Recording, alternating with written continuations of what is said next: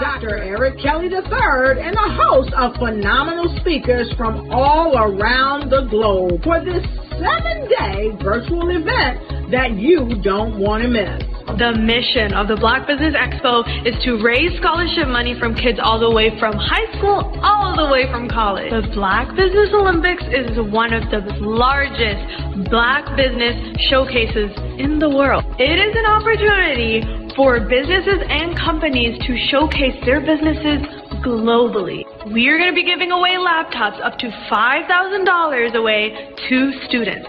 Again, I'm Olivia Appleberry, the founder of 2 Cents Finance and one of the speakers for the expo. I am so excited to see you there. For more info, go to www.blackbusinessexpousa.com or call 919-308-9090 and hope to see you there. I am Black Business. From the moment I wake until the time I sleep. Yes, I am Black Business. I am Black Business. Tell me, are you Black Business? I am Black Business. Do you support Black businesses? Listen, I support Black business because I am Black Business. Black Business Expo, one of the largest business showcases in the history of Black business in the world. The world! Sign up today at www.blackbusinessexpousa.com or call 919-308-9090. I am Black Business. I am Black Business. From the moment I wake until the time I sleep, I am Black Business. I am Black Business. Are you Black Business? I am Black Business. Do you support Black businesses? I support Black business because I am Black Business. Black Business Expo, one of the largest business showcases in the history of Black America in North Carolina. Join Dr. Eric Kelly III and a host of phenomenal speakers from all around the globe for this 7-day virtual event that you don't want to miss. The mission of the Black Business Expo is to raise scholarship money from kids all the way from high school all the way from college. The Black Business Olympics is one of the largest Black business showcases in the world. It is an opportunity for businesses and companies to showcase their businesses globally. We are going to be giving away laptops up to $5,000 away to students.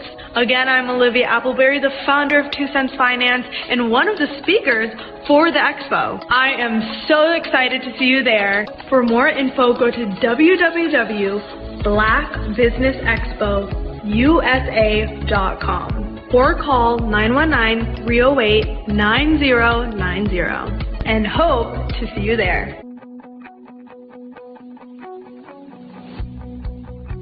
I am Black Business. From the moment I wake until the time I sleep. Yes, I am Black Business. I am Black Business. Tell me, are you Black Business? Black Business Expo, one of the largest business showcases in the history of Black business in the world.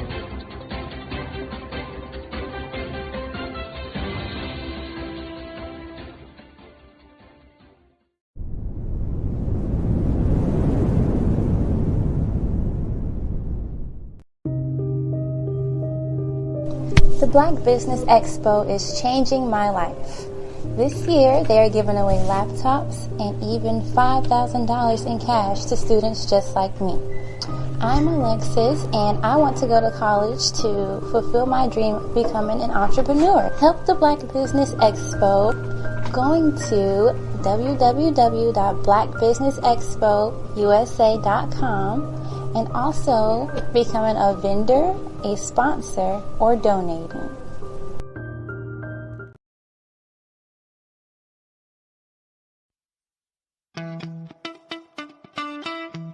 How many times have you been asked to help someone you didn't even know, a student, a business entrepreneur, or did you ever even ask, where did they end up? That business, that friend, that entrepreneur. Well, just maybe they ended up in a gang, bankrupt, homeless, or worse, dead. Maybe they turned to crime, drugs, and alcohol. Did you ever wonder? Did you destroy their dream, or was your life always so easy? At the Black Business Olympics, we started a movement to help students complete. Give them hope and foster success. Help them to leave their dreams of providing laptops, computers, and up to $5,000 in scholarship funds. Today, we ask you to help a student, a business owner, or an entrepreneur to realize their dream by sponsoring them, supporting them, and buying from them. Consider this. With $1.6 trillion in our Black community, we only ask for a small donation for our students, our businesses, and our entrepreneurs. And you can change a life today. So I ask you, what are you going to do? Sit on the sideline and watch our students in high school be leaders, miss out on their dream from lack of resources? Or are you going to donate to the movement and change their future and yours as well? Give us a call today at 919-308-9090. Change their life by investing with action to the Black Business Olympic Fund. The Black Business Olympics, one of the largest business showcases of Black business in the history of the world. Over the past few years, we've seen the growth of existing and new initiatives focused on financial inclusion, building global networks, and reducing the wealth gap in response to the idea there's not enough seats at the table. Whether their outcomes are to increase the representation of Black executives on corporate boards, ensure an inclusive global economy, or to create new U.S.-African commercial pathways, the strategies are often carried out by separate programs. The question is, should they be? With the continent of Africa being home to more than half of the world's fastest-growing economies, the youngest workforce, over 400 companies generating more than $1 billion annually, 700 generating more than $500 million annually that are poised for growth, and being the destination of nearly $5 billion in venture capital in 2021. Diversifying U.S. and Africa commercial engagement by building bridges between African businesses and their U.S. diaspora should begin being seen as mutually beneficial. From helping to reduce Africa's enormous capital gap to catalyzing two-way trade opportunities, the COVID-19 global pandemic hopefully has taught us that global challenges and opportunities are more interconnected than we thought. During the pandemic, African companies like Unicorn Flutterwave, insurance provider Reliance Health, ride-hailing app Yasir, and 54Gene, the continent's first bank of DNA on people of African descent, proved that when African companies have access to networks, capital, and information, they grow big, grow fast, and create solutions that are valuable to the world. This is why Be Direct was created. We are the first U.S.-based but African-centric board preparedness and board search company designed to connect U.S. Black talent and corporations to African businesses. Unique and fundamental to Be Direct's success is our process of helping board candidates adapt their experience and networks to an African context before they're connected to high-growth companies that are looking to locally and globally scale. From our focus groups with African business execs and government leaders, we don't ignore the sentiment that business is easy, but people are hard. Having a pool of board candidates with hard-to-access networks and extensive experience across the business lifecycle, including successfully raising capital, is table stakes for an initiative like this. So yes, we have that. But corporate or entrepreneurial success in the U.S. does not guarantee success in Africa. Developed alongside industry partners on the continent, our training program, Be Direct Prep, is designed to transpose their experience to create cultural comfort, understanding, and the commitment to helping businesses in Africa scale. Our board governance sessions are African, continental, and country specific. integrated with cultural awareness and dexterity training. Masterclasses led by African industry execs and mentoring and coaching from African continental-based facilitators. But even more unique to Be Direct Prep, we cap off our training program with an immersion trip to help candidates that have not been to Africa before see and feel Africa's complexity and opportunity from African soil. We all know traditional network-based board placement has historically left a lot of us out of ever really being in the paid board pipeline. Our strategy supports the work of many great organizations that are successfully filling seats at U.S. board tables by creating more tables for those that are still left on the sideline. It's time to start seeing the role and value of U.S. Black talent and businesses on the continent of Africa differently. Old perceptions and habits limit economic inclusion. Let's transition Black talent and the African businesses they will support from the periphery of the global economy to its core. Living in a global lockdown, we all know now how fast local and global economies can change and see the value of having businesses that hire, strengthen local value chains, and even grow globally. Status quo in any form holds back progress. We must democratize U.S.-Africa commercial engagement by socially and economically connecting cultures that have long been disconnected. It's time for Africa's U.S. diaspora to redefine their global value by helping African businesses scale continentally and globally.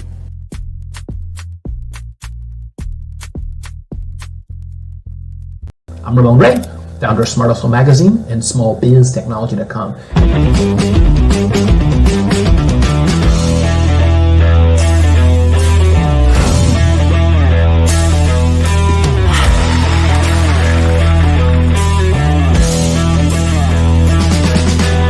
You're here today to celebrate small business success. Stand up on your feet. You rocked the house. It was amazing. Didn't we learn? For me, success comes from failure. One thing not to do is shake somebody's hand like this.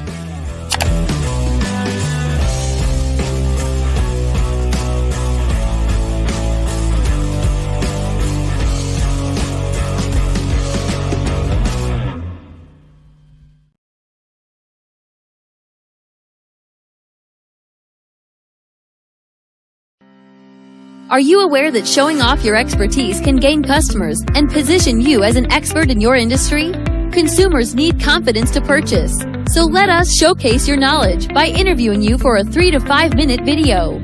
We'll position you as an industry expert with a customized interview-style video, and for a limited time, we'll cover all production costs. Click this ad or call now for all the information. You'll want to experience the same 5-star service our customers love.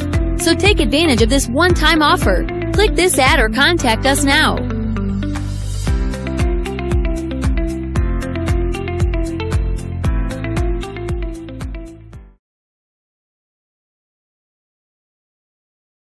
I was born in a little village on the island of Haiti. Many deadly diseases pounded me. It is as if they were on a mission to end my existence on this earth. I refused to give up. In 1983, I left Haiti and came to the United States of America.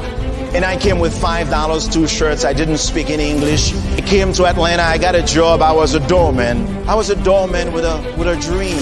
What I used to do, I used to come on stage. I'd rehearse this moment that I'm standing in front of you. That's the power of a dream. Maybe today is the day you begin acting as if you already have it. And then step out with full force. Take a risk.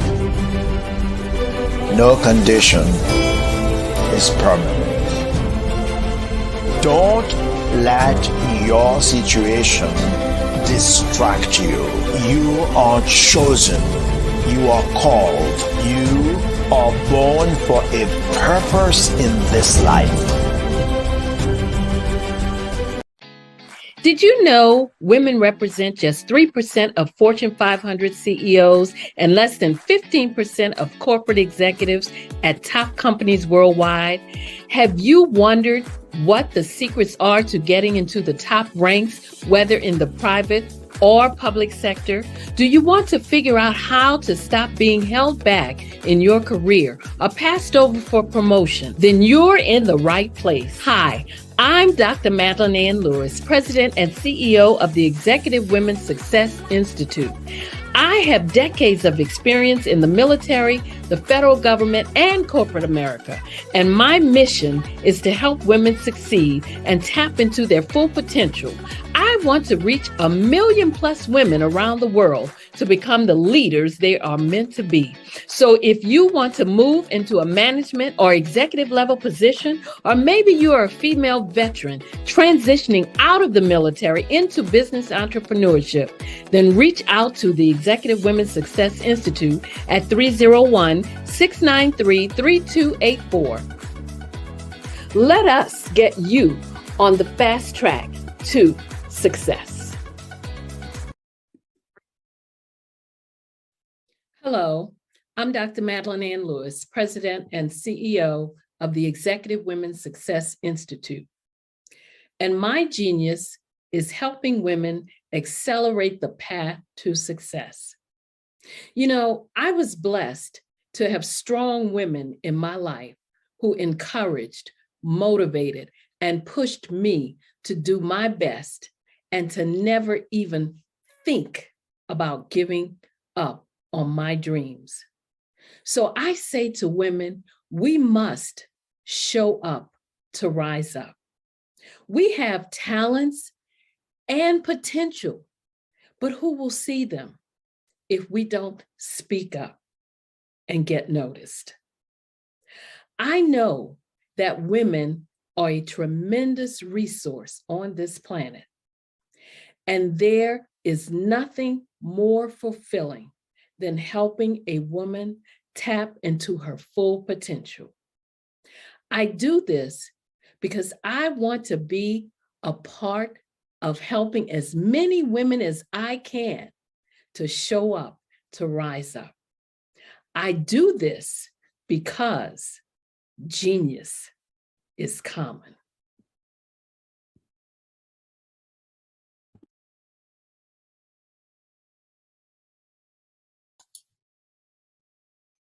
Hi, I'm Barbara Smith.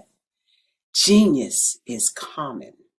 My genius is executive coaching and professional corporate training.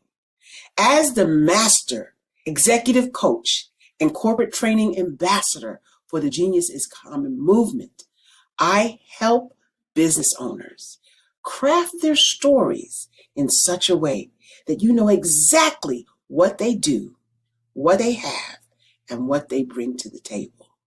Many times as business owners, we are asked, so what do you do for a living? And we could be crushing in our businesses, but we're not quite sure exactly what to say in a short amount of time.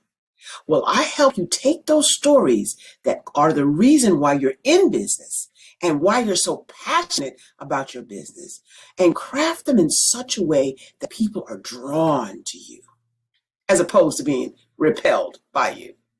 Because every conversation, every time you talk to someone about your business, you are excited about it. But are you really conveying what you do, what you have, and what you bring to the table? And do really people understand why you care so much and why they should care that you have the solution to their problem? Well, I'm here to help you with that.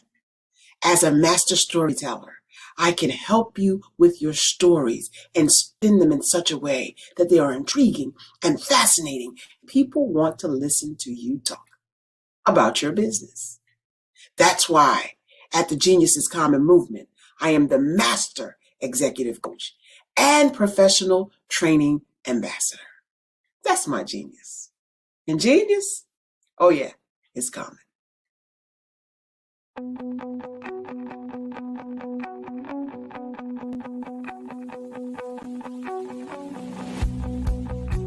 I am Black Business.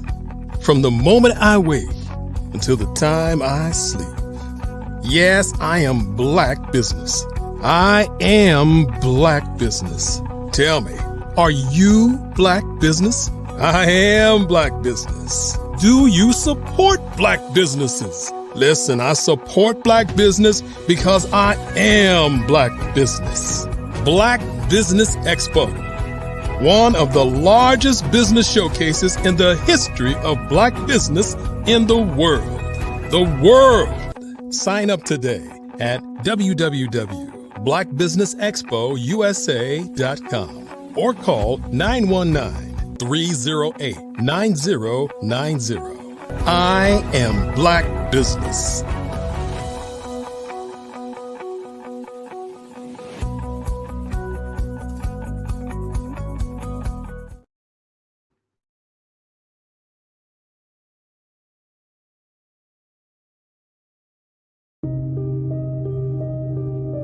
The Black Business Expo is changing my life. This year, they are giving away laptops and even $5,000 in cash to students just like me. I'm Alexis, and I want to go to college to fulfill my dream of becoming an entrepreneur. Help the Black Business Expo going to www.blackbusinessexpousa.com and also becoming a vendor, a sponsor, or donating. Good afternoon, business owners, entrepreneurs, thought leaders, and corporations. Welcome to the Black Business Network. My name is Spiritual Teak, and I'm your business moderator for this afternoon on the Black Business Network. The Black Business Network is a 24-hour business network showcasing Black businesses, Black owners, entrepreneurs, thought leaders worldwide. We have speakers from North Carolina, London, Singapore, Africa, Japan, and cities all over the United States. The Black Business Network is a global community sharing its business knowledge to empower, inspire, and educate businesses about business. This afternoon, our first keynote speaker is Erica Mann. Erica is a CEO who attended North Carolina A&T State University and received her undergraduate degree in public relations.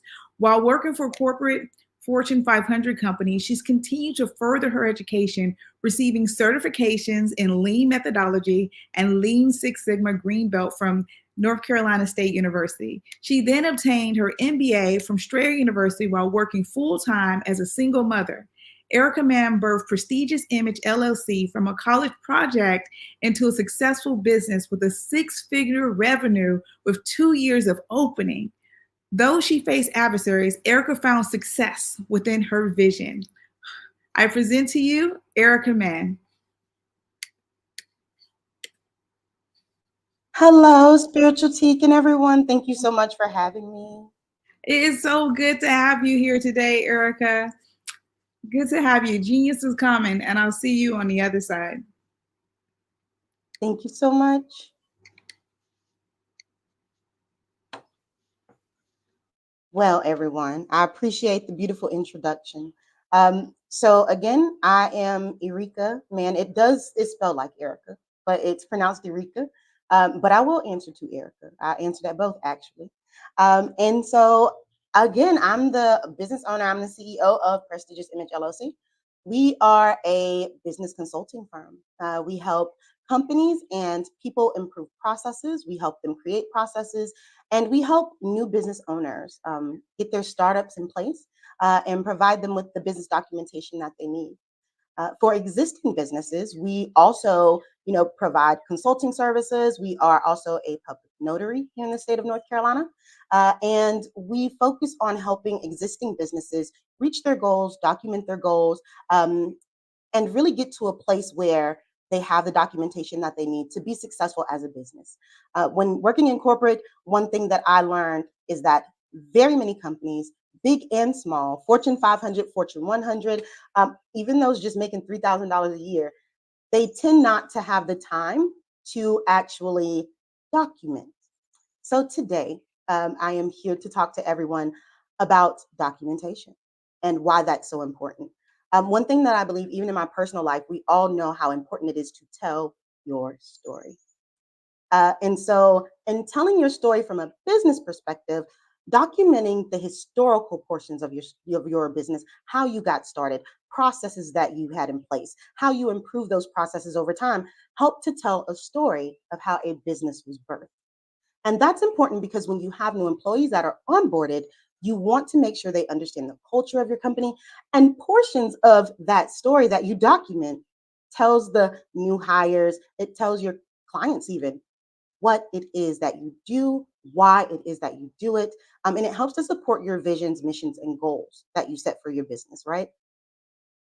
So in my experience, I learned that a lot of people just don't find it important. And so a lot of times, even when I go into the spaces of Fortune 500 companies, I constantly have to, redirect them into the direction of, hey, I understand it feels like busy work, right? Because documentation for a lot of people is administrative work.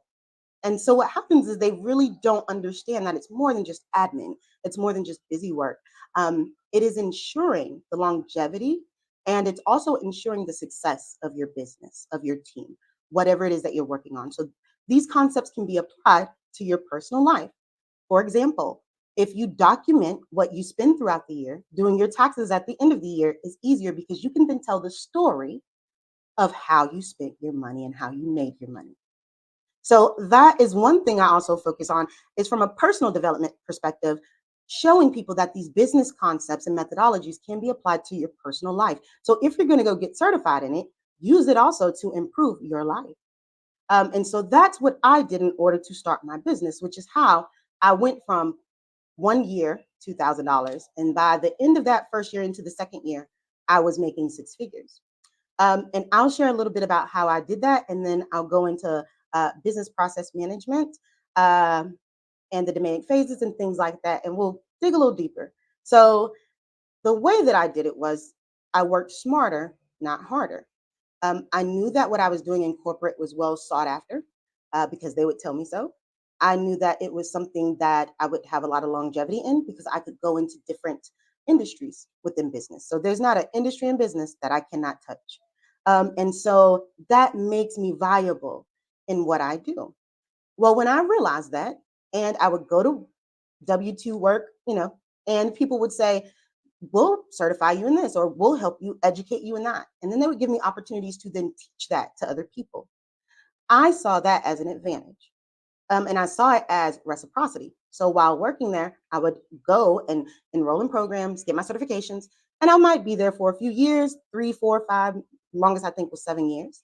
And then what I did was I then took that while working and launched it into a business. It took me roughly about $300, $400 to build a website, get an EIN, and then move forward with transitioning. So because I had good work history, I was able to then translate that into what they call a corp-to-corp contract, or C2C. And I think some people even refer to it as B2B, but that's a tad bit different. But corp-to-corp contracts, there are websites dedicated to these contracts. So as long as you have an EIN, a website, and a reasonable resume that fits the descriptions, or you can find people who have these skills, and you can actually become a resource and help them find placement in exchange for fees from the actual company that's looking for someone to fulfill that C2C contract. By doing that, I knew the salary that I was already making. In the meantime, I went and got my MBA, working smarter, not harder. At the point of getting my MBA, I realized that the MBA program was covering business process management, process mapping, as well as Lean and Lean Six Sigma. So I went and got certified at the same time. So that way, not only was I learning about it from a professor and engaging in it in class, I was also at another university taking the same classes for specifically getting certified in Lean Six Sigma. So I graduated within a month's time with both my MBA and my Lean Six Sigma approach and being certified in that. So saying that, I maximized the time I had. That all occurred within, I believe, 13 months. After that 13 months, I got my first C2C contract. They paid my company directly, and then I paid myself. In the meantime, I educated myself on business taxes, what business structures I wanted to pursue as far as like the financial portion of it, and how I wanted my relationships to look like with my clients. That allowed me to do what I call speed to market. I was able to get a business up and running and then get that business to six-figure status. This can be done with any business you enter if you have a background in it and you have enough experience and the given credentials. A lot of people don't think about that. They think about a business and they think about, let's start very small. You can start as big as you want. All you have to do is sit down and write out the plan, right? And document what it is that you want and how to get there and do the research. So that takes me into lean methodology, which I mentioned earlier. I'm Lean Six Sigma certified at NC State. I took the program there. It's a wonderful program. And most universities and community colleges have them. You can go get Yellow Belt certified, which will allow you to be a lean practitioner. Not Six Sigma portion. That's a little bit of a deeper dive. The Six Sigma portion is more about data analytics, gap analysis, and understanding where your gaps are and how to read the data in order to improve your process. And then using that data to control the process afterward. Let's talk about the DMAIC phases. So when we talk about the DMAIC phases, we're talking about DMAIC. The D in DMAIC, which is a part of lean methodology, LEAN methodology, is define. So the first step is to define your problem, not the solution, because we like to do that, right? We like to jump to the solution. So when you're greenhousing ideas, you don't jump to the solution. You explore the problem so that you understand your root cause, because you don't want to approach the symptom. That's more like putting a Band-Aid or duct tape on it. What you do want to do is you want to ensure that you understand where the core issue or where the problem actually stems from originally, because then you can pull it up at the root and remove the issue. So in the define phase, you're going to have conversations with people. You are going to really define and put it into what they call a project charter, which the project charter tells you who the project members are, gives you a high-level outline of how fast you think you can complete it or when you want to. And again, none of this is set in stone at that point, but you're defining your problem. You're going to do a problem statement and you're going to talk about what the problem is and what the pain points are. And then you're going to talk about in that project charter in the define phase, you're going to talk about what the problem kind of entails, anything around it that it impacts, and anything that you know about risk or blockages when it comes to that problem.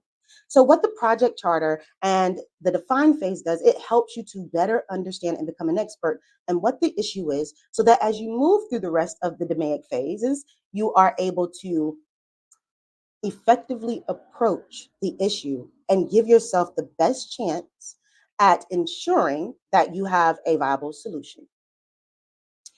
With that being said, the next phase in DMAIC is M, and that is for measure.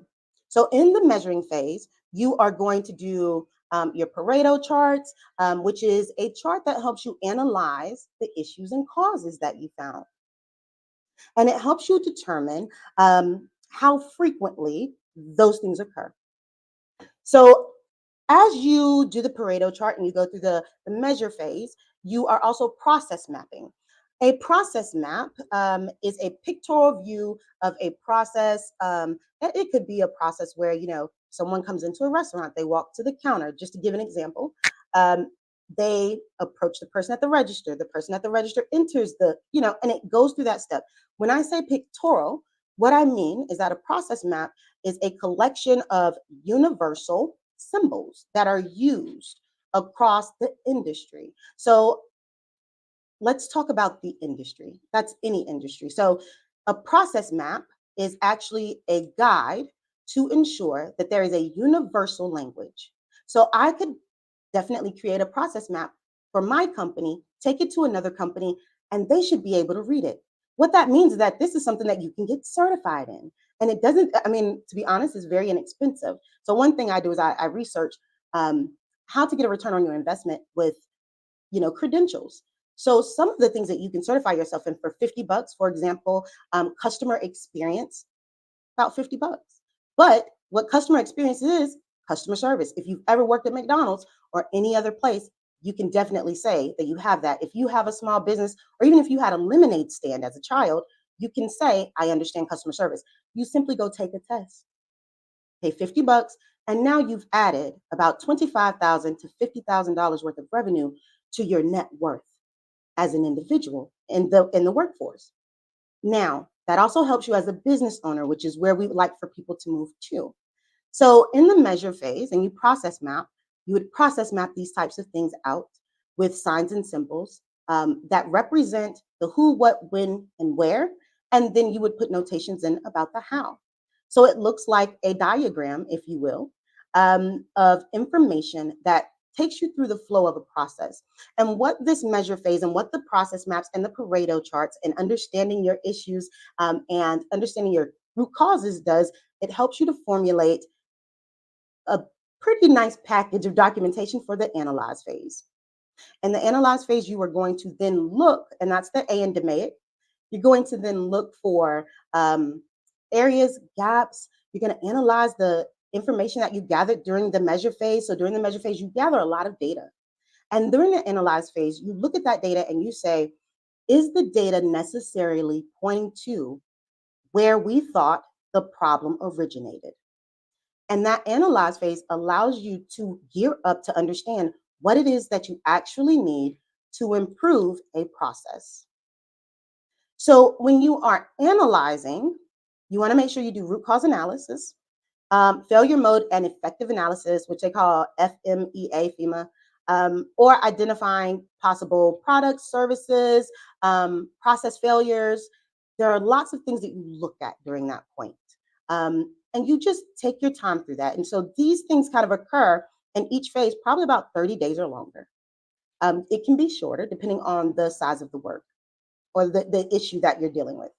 The next part that you're going to approach in the DMAIC phase is improve. In the improve portion, you're talking about process performance. So you're going to address and eliminate the root causes that you found. So there may be more than one. But the ones that you find in the analyze phase and in the measure and define phases, you gather those all up and you create solutions to improve. Once you do that, in the improve phase, you are talking about designing experiments or DOE to solve for those problems. If there are complex processes or issues that you find. During the improve phase, I like to do what's called a Kaizen event. The Kaizen event is really just a rapid change event, happens over a few days, and people commit to sitting in something like a business war room for maybe a few hours a day to a full day. And they focus on the narrow portions of the project work as a team. So as a team in the Kaizen event, everyone's going to get together. They're going to talk about the problems that were documented, and literally they're going to put on paper, on a wall or on a marker board, what those problems are. And you collaborate together with having the right people at the right time. So those who understand the issue, those who understand the problems, the individuals who, not necessarily the leaders, okay, they come later, and they come at the beginning because they help to kind of approve things. So if you are a leader, you would be there to make sure that you understand the project charter and that you understand the improvements that are being implemented and that you approve of that. But the team that's working on that will be in these Kaizen events, focusing on how to approach each and every one of these root causes that you found. During the improve phase, you're going to also work with maybe a development team if you're working on something technical, or another project team who will, I guess, put out an output of that improve phase. So whatever your output is, whatever your end goal is, they will work on creating those solutions for you. And so once they get to the point of creating those solutions, they will go through project and or product phases themselves to get that done. After the improvements have been completed, they are then implemented. So now we are at the C part of DMAIC, and that would be control. So after you get to a point of improving that process, you're going to control it. You're going to look at it from a future process performance perspective, right? And you're going to have a control plan, which is a document that is needed to help you improve the process at its current level, right? So it's going to help you make sure that you're looking at the documentation as far as the data on a consistent basis. Normally that looks like pulling data at the end of week 1 after the improvement, at the end of week 2, at the end of month 1, month 2, month 3. They can last anywhere between 90 and 120 days on average.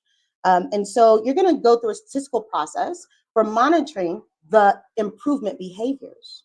You really want to look at how those improvement behaviors align to what you expected in your outcome. The reason why you do that is because you never want to implement something and say, oh, well, it's done.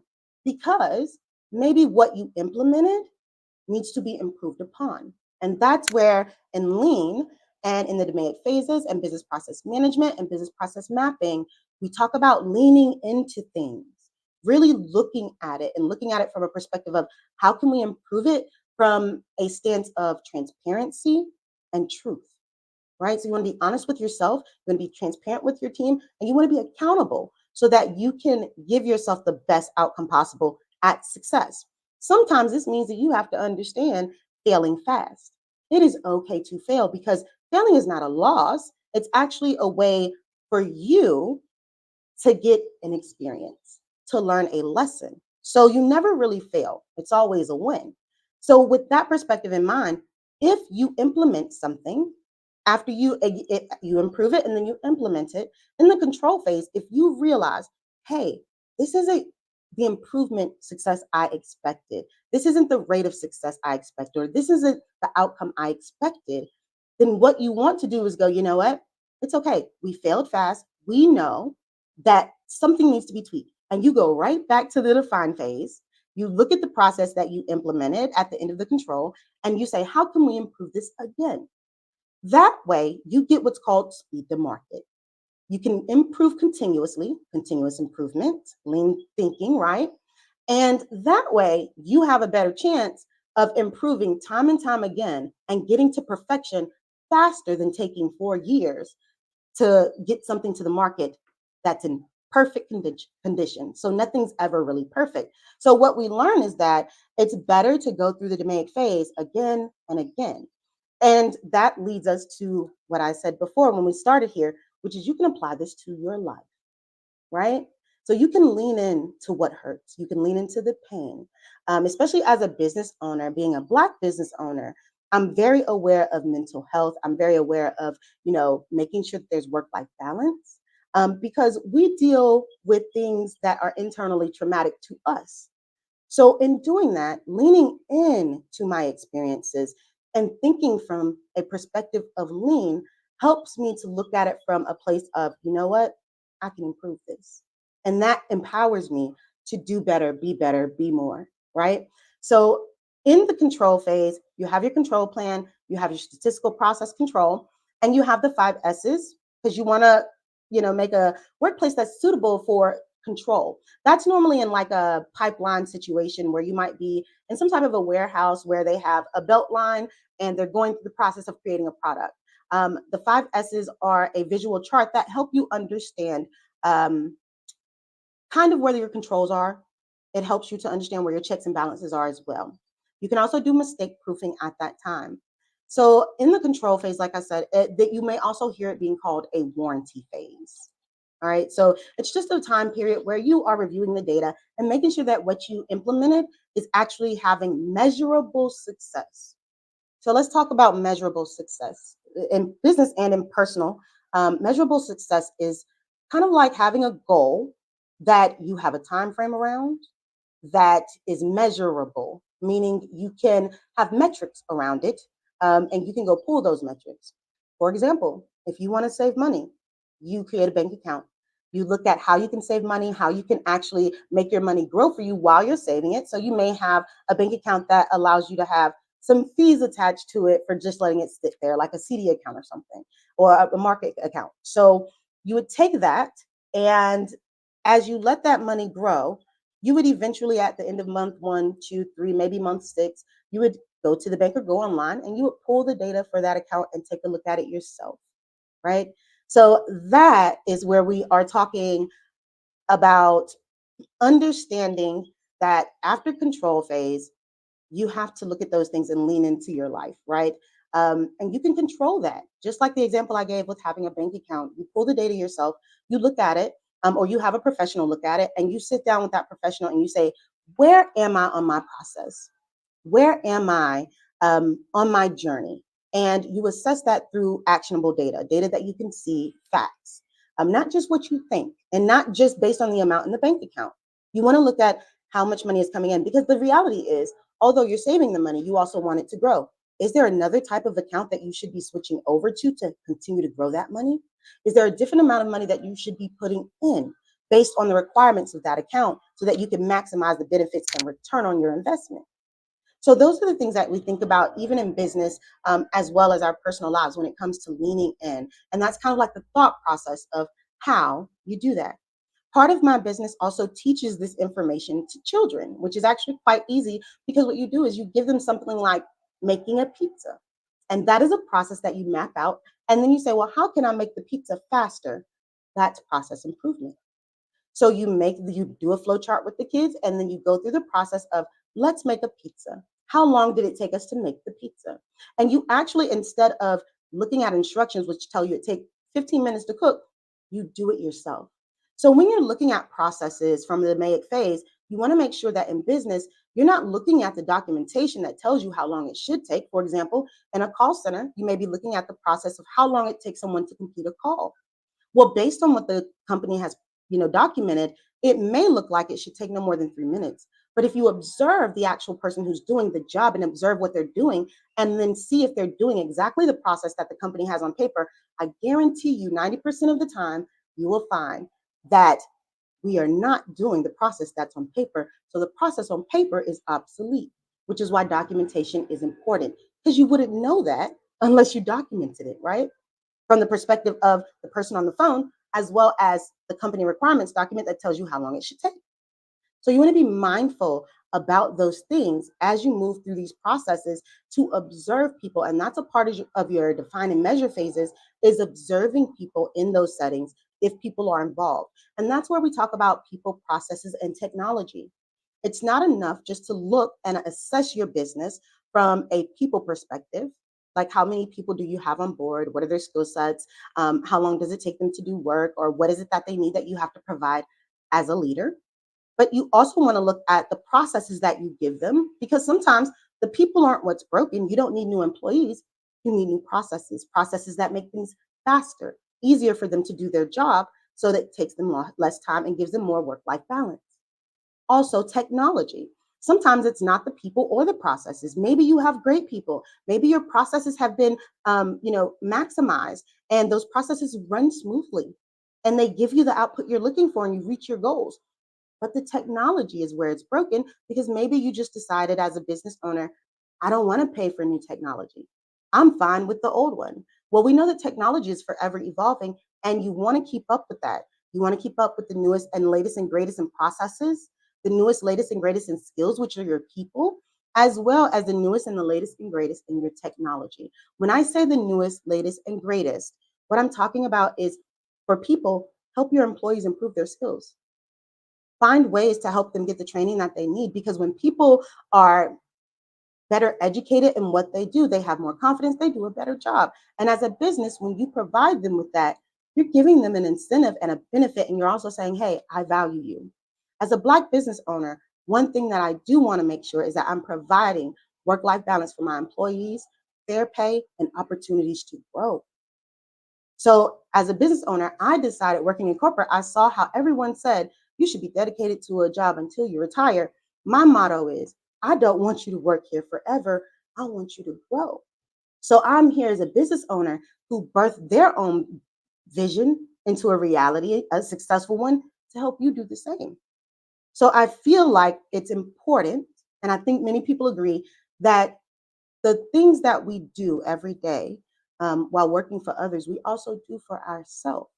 So while I was taking these courses and learning these things, I began to apply them to my personal life and into my roadmap of what I wanted my company and my business to be.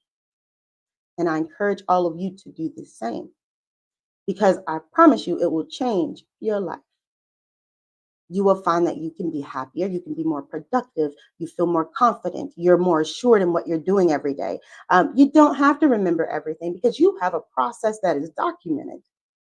How many times do we have lots and lots of passwords that we do not write down? And we rely on technology, and one day you accidentally leave the phone on top of the car, and you pull out of the parking lot and the phone is broken. Maybe you didn't back that up to a cloud. So now you're at square one and you've lost all that data. So sometimes we have to understand that the process of people, process, and technology is understanding that you need a plan B. And plan B is always to write it down, document it so that you have it, so that you can refer back to it, so that you can improve upon what is currently in place. Now, I mentioned a certification earlier about CX or customer experience. That was about roughly between $25 and $50. There are other certifications that I have taught as well as shared with others. And as I help people develop business plans and personal plans, right? Personal development and business development plans. I also include these things so that they can continue to further their education. Not everything is about a 4-year degree, right? But everything is about educating yourself, because you are not living if you are not changing, which means if you are not learning, how can you change? Change is the process of learning. That's why we have a change management process, because the way that people receive change will dictate whether or not they can absorb the change and learn from it.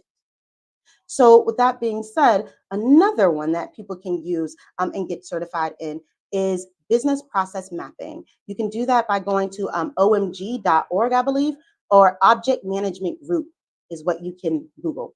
The Object Management Group, excuse me, they actually house the blueprint, if you will, for all of the shapes that you use to create a process map using the universal language that can be transcended across industries. So again, you will go to companies or you will find people who process map and they don't, like, maybe you are process map literate and you just can't read it because they're not using the industry standard. So be sure as you move throughout life that you understand the difference between what your personal standard, your personal business culture is, and what the actual industry standards are, because that's going to help you in the long run as you create relationships with other businesses and take on more clients, so that you can have processes documented that allow you to effectively communicate what it is you do, what it is you need, what it is you want, and what it is your goal, vision, and missions are to other companies and clients. So that's why that's important. And again, the certifications don't cost a lot. I believe Object Management Group might be under $250 to get a process mapping certification, and you can use that to teach. So let's talk about that a little bit.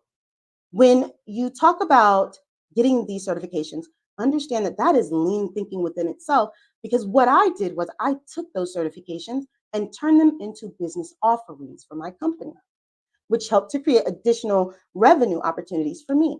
So once I got certified, I said, you know what? I can teach people how to business process because I've done it and I'm certified. And when you come from that perspective, people are more inclined to help you. So I hear a lot of people say, well, you don't need certifications, you don't need these things, but you do need to educate yourself. That is important. So make sure that whether it's traditional education or you doing the research and then doing the work yourself, understand that when you walk into that room as a business owner or as an individual, that you have given yourself the best opportunity at success by understanding how these things, impact your life and how you can utilize them. And so that way, you're actually putting not only knowledge or research on paper, you're putting it into action. And so that is what I wanted to share with all of you today in regards to making sure that you understand lean methodology or lean thinking, which are the DMAIC phases: define, measure, analyze, improve, and control. As well as business process mapping that you will do in likely the define or measure phases, which is just, universal notations, right? So we use those objects to make sure that we are telling our story or mapping our processes, because it's really a story, in regards to using something that is a notation that is universal language, just like you and I, like math is a universal language, right? So understand that you might want to look at universal languages across the industries you serve or in your personal life, because they exist. Music is a universal language, so is art. So all of these things are interconnected. And so as you move throughout getting certified in lean and helping your customers and improving your business and setting those goals and reaching new heights and setting the bar for yourself, use the mindset that you can achieve anything, that even if you fail fast, and that what you wants you.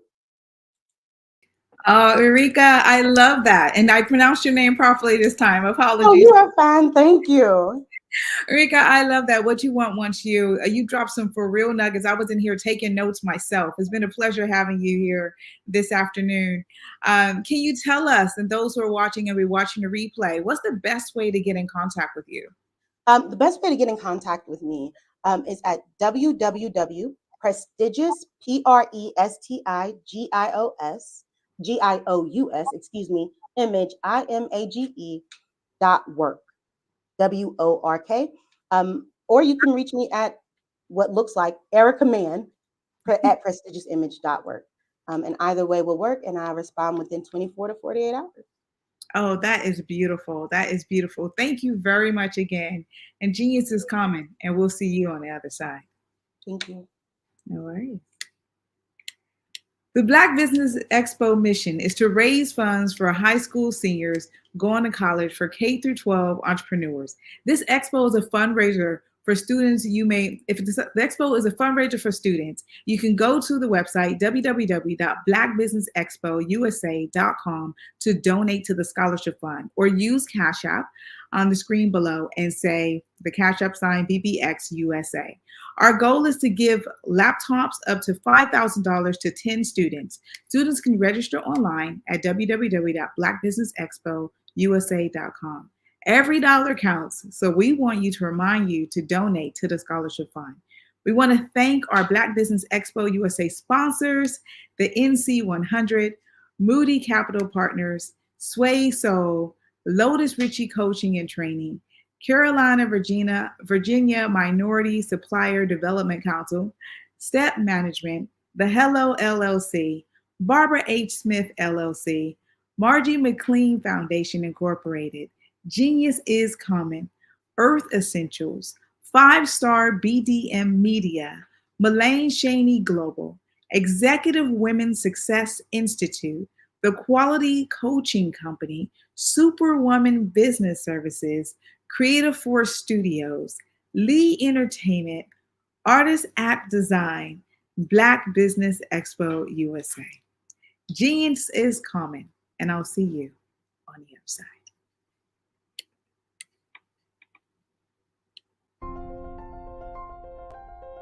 What if you could build your own city? A place where every child can find nurturing people to help them achieve their full potential. A place where every adult can access job training support, where health education is abundant, where social justice ruled the land. A place without limitations. Welcome. You have arrived at STEM City USA. It is what every city should be. A safe and trusted community where you find people and resources to help you become everything you are and beyond. STEM City is unlike anything you have ever experienced. It is a digital twin of the world around you, only better. STEM City is about energy and soul renewal. It is more than a digital world. You can almost feel the power of live cultural events, music, and theater. STEM City promises a better future for children with caring mentors and hands-on activities with dedicated tutors to support our youth. STEM City is your passport to a healthy lifestyle with weekly events addressing our community's many issues. STEM City is your financial well-being with helpful information on wealth management, career advancement, job training, and so much more. STEM City is the community you deserve. It is the city where your dreams can come true. STEM City USA, a place in the sky that is accessible to all who reach for the stars.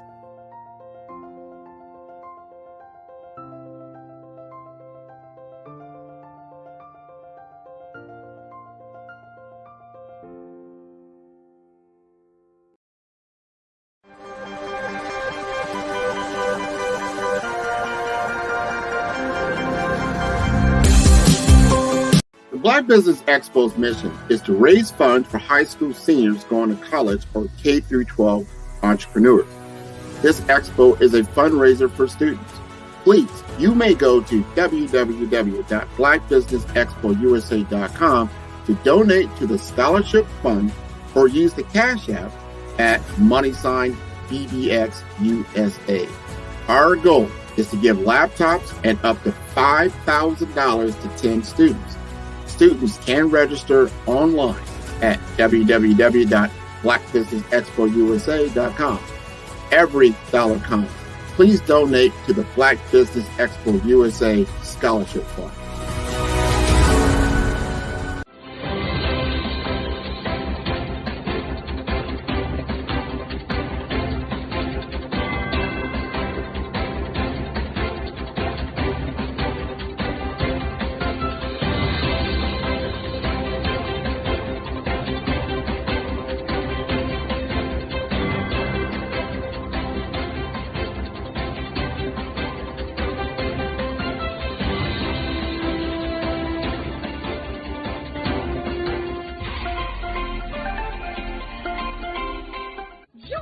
Dr. Eric Kelly III and a host of phenomenal speakers from all around the globe for this 7-day virtual event that you don't want to miss. The mission of the Black Business Expo is to raise scholarship money from kids all the way from high school, all the way from college. The Black Business Olympics is one of the largest Black business showcases in the world. It is an opportunity for businesses and companies to showcase their businesses globally. We are going to be giving away laptops up to $5,000 away to students. Again, I'm Olivia Appleberry, the founder of 2 Cents Finance and one of the speakers for the expo. I am so excited to see you there. For more info, go to www.blackbusinessexpousa.com or call 919-308-9090 and hope to see you there.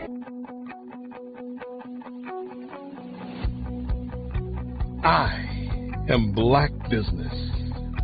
From the moment I wake until the time I sleep.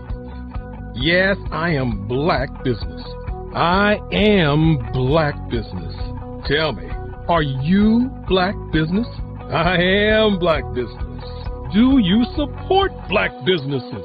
Listen, I support Black business because I am Black Business. Black Business Expo, one of the largest business showcases in the history of Black business in the world. The world! Sign up today at www.blackbusinessexpousa.com or call 919-308-9090. I am Black Business. I am Black Business. From the moment I wake until the time I sleep, I am Black Business. I am Black Business. Are you Black Business? I am Black Business. Do you support Black businesses? I support Black business because I am Black business. Black Business Expo, one of the largest business showcases in the history of Black America in North Carolina. Join Dr. Eric Kelly III and a host of phenomenal speakers from all around the globe for this 7-day virtual event that you don't want to miss.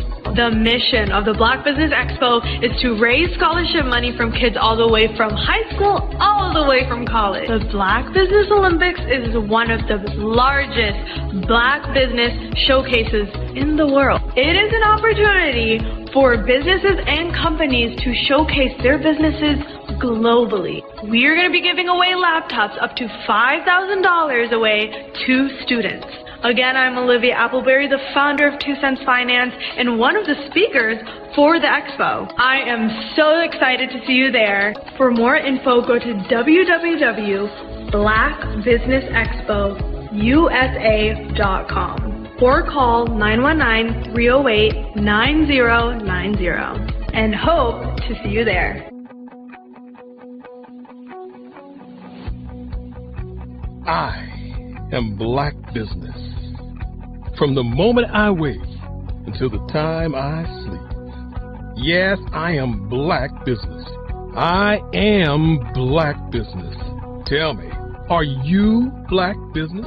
Black Business Expo, one of the largest business showcases in the history of Black business in the world.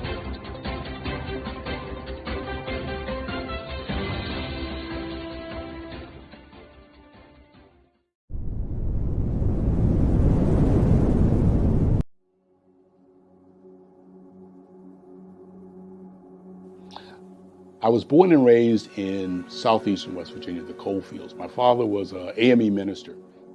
For me, I was very fortunate. Even though I grew up in the segregated South, I was surrounded by flourishing Black businesses, doctors, lawyers, bankers, dentists. They were all there and they were all successful. And I guess that's part of my dream, is to see that success come back. My name is Joseph Simmons, and I am the founder of the Center for Micro-Entrepreneurial Training. We have this moment in time where we can change the trajectory of people. And our focus is on women, Black and brown entrepreneurs, and their access to capital, their ability to build thriving businesses, the ability to employ people. There's a study that showed that in those three communities, especially Black and brown communities, $1 stays in those communities for 30 minutes. In white community, $1 stays in their communities for 8 hours. So think about it. For you in a Black or brown community to get gas, to get food, to go to a restaurant, you've got to leave your community, take those dollars out of that community and take it to another community that's already being well served.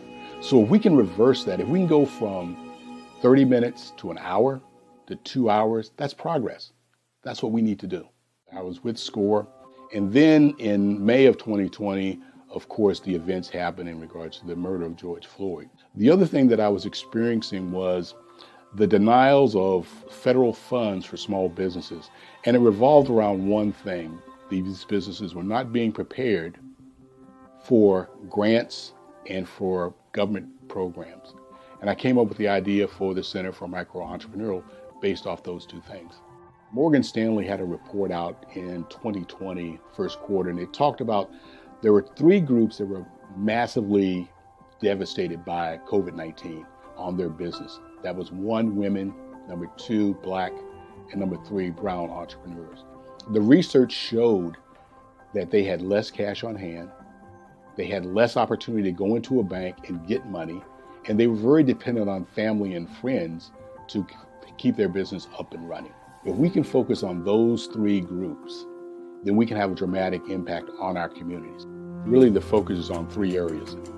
And those 3 areas are 1, the people, number 2, the courses, and number 3, a support network. Here at CMAT, we will provide you with the fundamentals for generational success. And you will be creating a vibrant community by attending our 5-day immersive training course.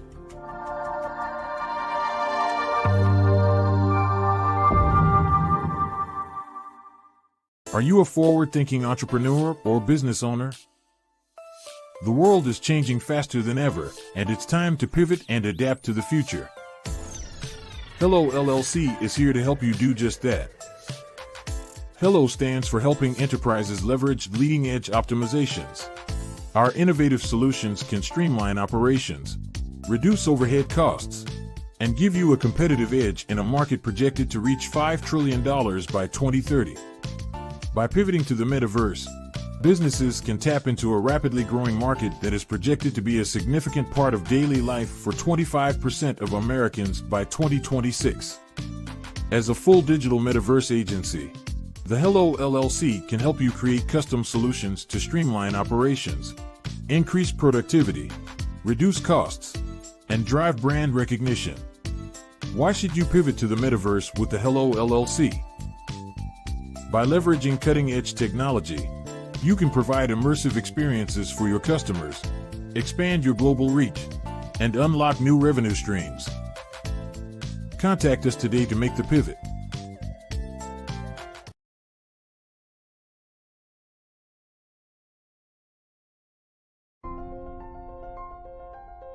What if you could build your own city? A place where every child can find nurturing people to help them achieve their full potential. A place where every adult can access job training support, where health education is abundant, where social justice ruled the land. A place without limitations. Welcome. You have arrived at STEM City USA. It is what every city should be. A safe and trusted community where you find people and resources to help you become everything you are and beyond. STEM City is unlike anything you have ever experienced. It is a digital twin of the world around you, only better. STEM City is about energy and soul renewal. It is more than a digital world. You can almost feel the power of live cultural events, music, and theater. STEM City promises a better future for children with caring mentors and hands-on activities with dedicated tutors to support our youth. STEM City is your passport to a healthy lifestyle with weekly events addressing our community's many issues. STEM City is your financial well-being with helpful information on wealth management, career advancement, job training, and so much more. STEM City is the community you deserve. It is the city where your dreams can come true. STEM City USA, a place in the sky that is accessible to all who reach for the stars.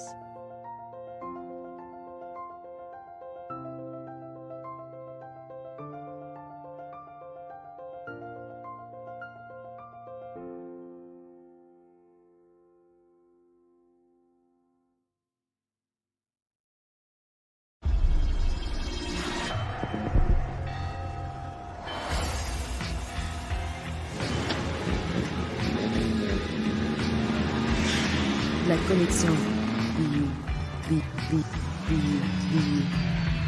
La connexion.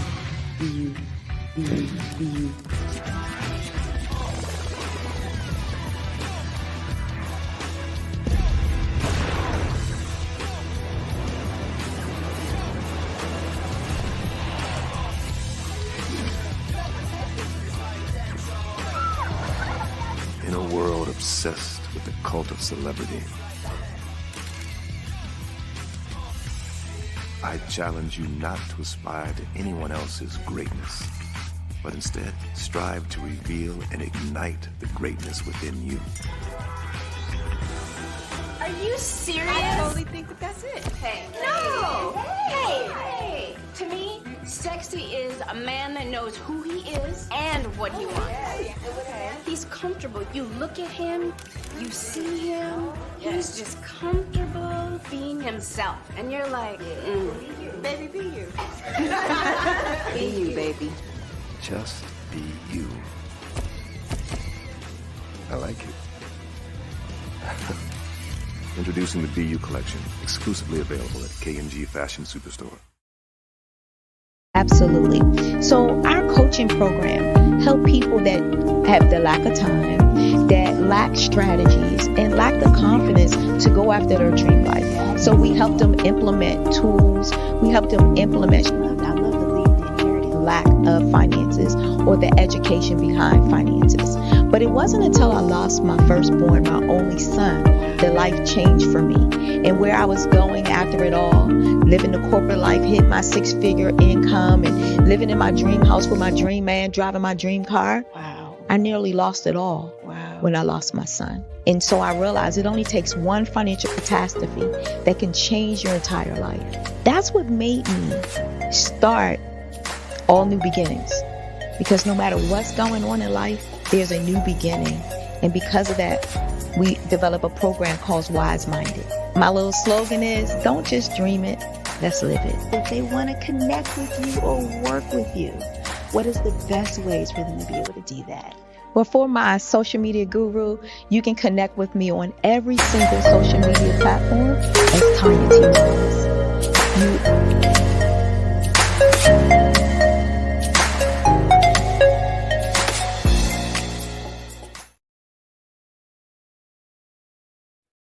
Hey everyone, it's Grant McGaw, CEO of 5-Star BDM and host of the award-winning Follow the Brand podcast and TV series, where I help you to build a 5-star brand that people will follow.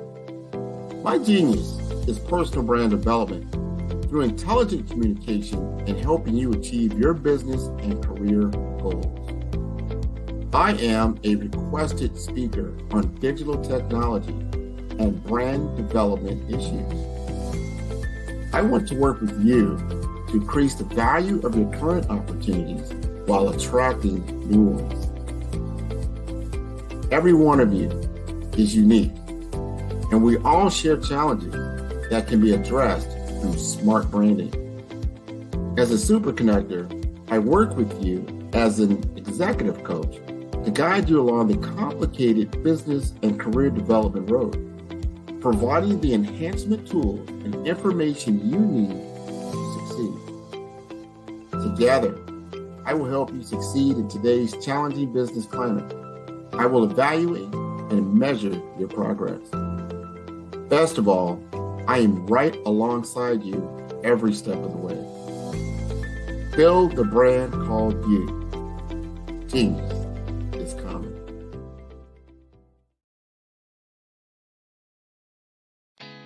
Did you know women represent just 3% of Fortune 500 CEOs and less than 15% of corporate executives at top companies worldwide? Have you wondered what the secrets are to getting into the top ranks, whether in the private or public sector? Do you want to figure out how to stop being held back in your career or passed over for promotion? Then you're in the right place. Hi, I'm Dr. Madeline Ann Lewis, President and CEO of the Executive Women's Success Institute. I have decades of experience in the military, the federal government, and corporate America, and my mission is to help women succeed and tap into their full potential. I want to reach 1 million plus women around the world to become the leaders they are meant to be. So if you want to move into a management or executive level position, or maybe you are a female veteran transitioning out of the military into business entrepreneurship, then reach out to the Executive Women's Success Institute at 301-693-3284. Let us get you on the fast track to success. Hello, my name is Kiasi Helm and I'm 14 years old. I think my genius would probably have to be setting goals and achieving them. I say this because ever since I was young, I always wanted to be an author, and at age 11, I ended up achieving this. But not only did I end up becoming an author, I ended up becoming a public speaker, a publisher, a business owner, all these great things. The name of my business is Written by Kids Publishing Company. I decided to start this company because I thought it was important for me to help kids my age express themselves through literacy and just achieve their own goals. Because to me, achieving goals is the best thing in the world to feel. It's you just achieving things and aspirations that you set for yourself. And I know that everybody is capable of this because even if you don't end up achieving the goal, you still tried your best, and that's the most important thing. And everybody is capable of this because genius is common. Thank you.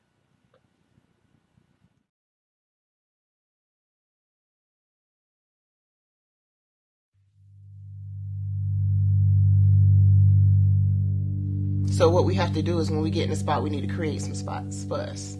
That's the main thing. We need to be able to be in a position where we're able to create those spots for us. For me, being an entrepreneur, I'm not just going to get a business and then leave you sitting high and dry. If you ask me some questions about entrepreneurship, I'm going to give you as much as I received. I've seen people who made it, and then when you ask them, it's like, okay, now you have to pay me for the information, the same information I got for free. We probably in totally different cities. There's no way that we're going to bump heads or anything. We're not competing. Bring me up with you. And so I just think that whatever education that I have, then I need to be able to give that to my own as well. So create the spots. You can create the spots when you get there.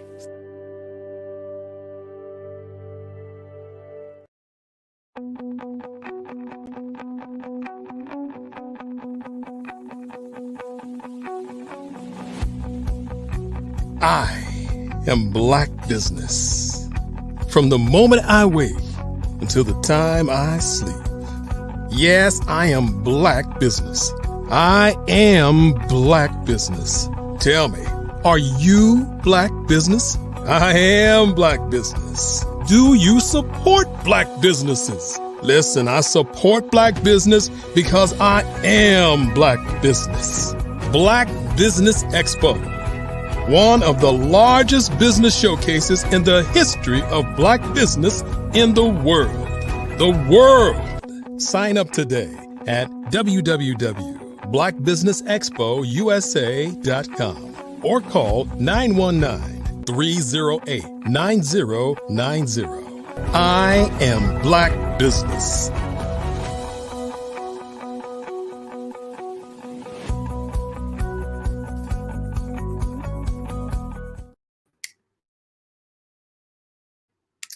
Good afternoon, business owners, entrepreneurs, thought leaders, and corporations. Welcome to the Black Business Network. My name is Spiritual Teak, and I'm your business moderator for this afternoon on the Black Business Network. The Black Business Network is a 24-hour business network showcasing Black businesses, Black owners, entrepreneurs, and thought leaders worldwide. We have speakers from North Carolina, London, Singapore, Africa, Japan, and cities all over the United States. The Black Business Network is a global community sharing its business knowledge to empower, inspire, and educate businesses about business. Our next keynote speaker is Sonia McCarter-Kellogg. Sonia McCarter has always had a keen interest in business. She attended business classes in trade school and took business law courses.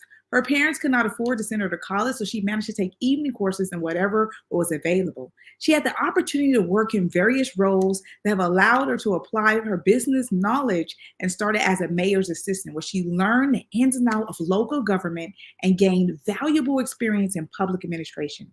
From there, she transitioned to a legal secretary position and served as a business administrator.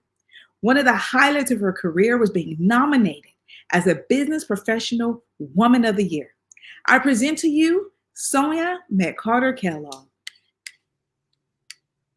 Hi. Hi, gorgeous soul. Thank you. Genius is Good coming. morning. Good morning. Genius is coming. Well, afternoon. Genius is coming. Yeah, afternoon. Yes, absolutely. Absolutely. Genius is coming, darling. And I'll see you on the other side. Have a good show. Thank you. Thank you. And good afternoon to everyone. Again, my name is Sonia McCarter-Kellogg. I am CEO, founder of SMC Management Solutions, and we are located in Gaston, Alabama. As the moderator has said, that I have always had a keen interest in business, which drove me to taking many classes and courses as I could that related to business, some in economics, government, business law, accounting, whatever I could find to do, or whatever courses I could find to take, I took those. Also, I later on took college.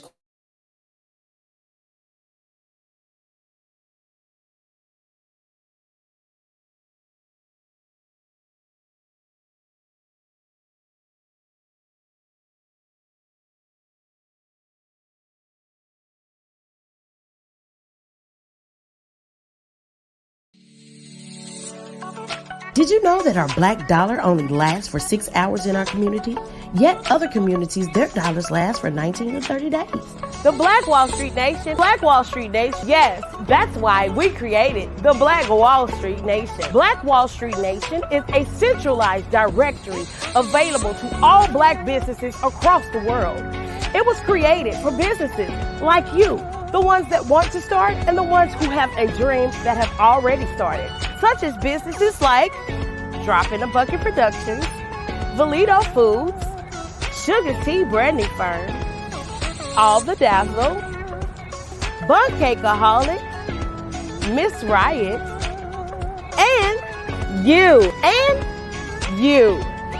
We'll have marketing, seminars, and some funding coming soon just for you.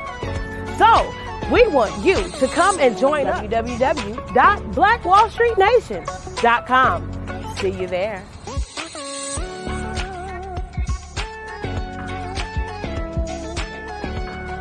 Absolutely. So our coaching program help people that have the lack of time, that lack strategies, and lack the confidence to go after their dream life. So we help them implement tools. We help them implement, I love to leave the inherited lack of finances or the education behind finances. But it wasn't until I lost my firstborn, my only son, that life changed for me.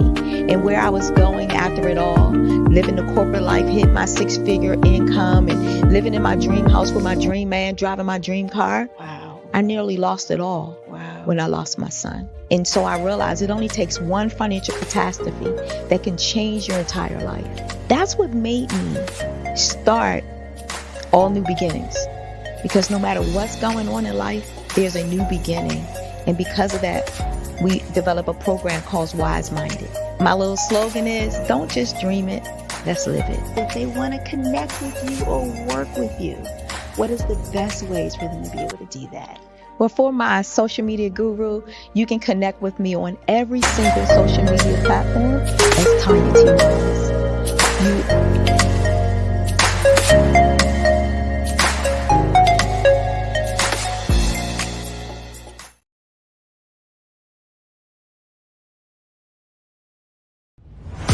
Social media is evolving. It's more vibrant, more colorful, more energetic, and so are you.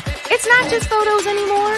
It's video, it's audio, it's subscriptions. And now there's Fanbase, a new monetized social network.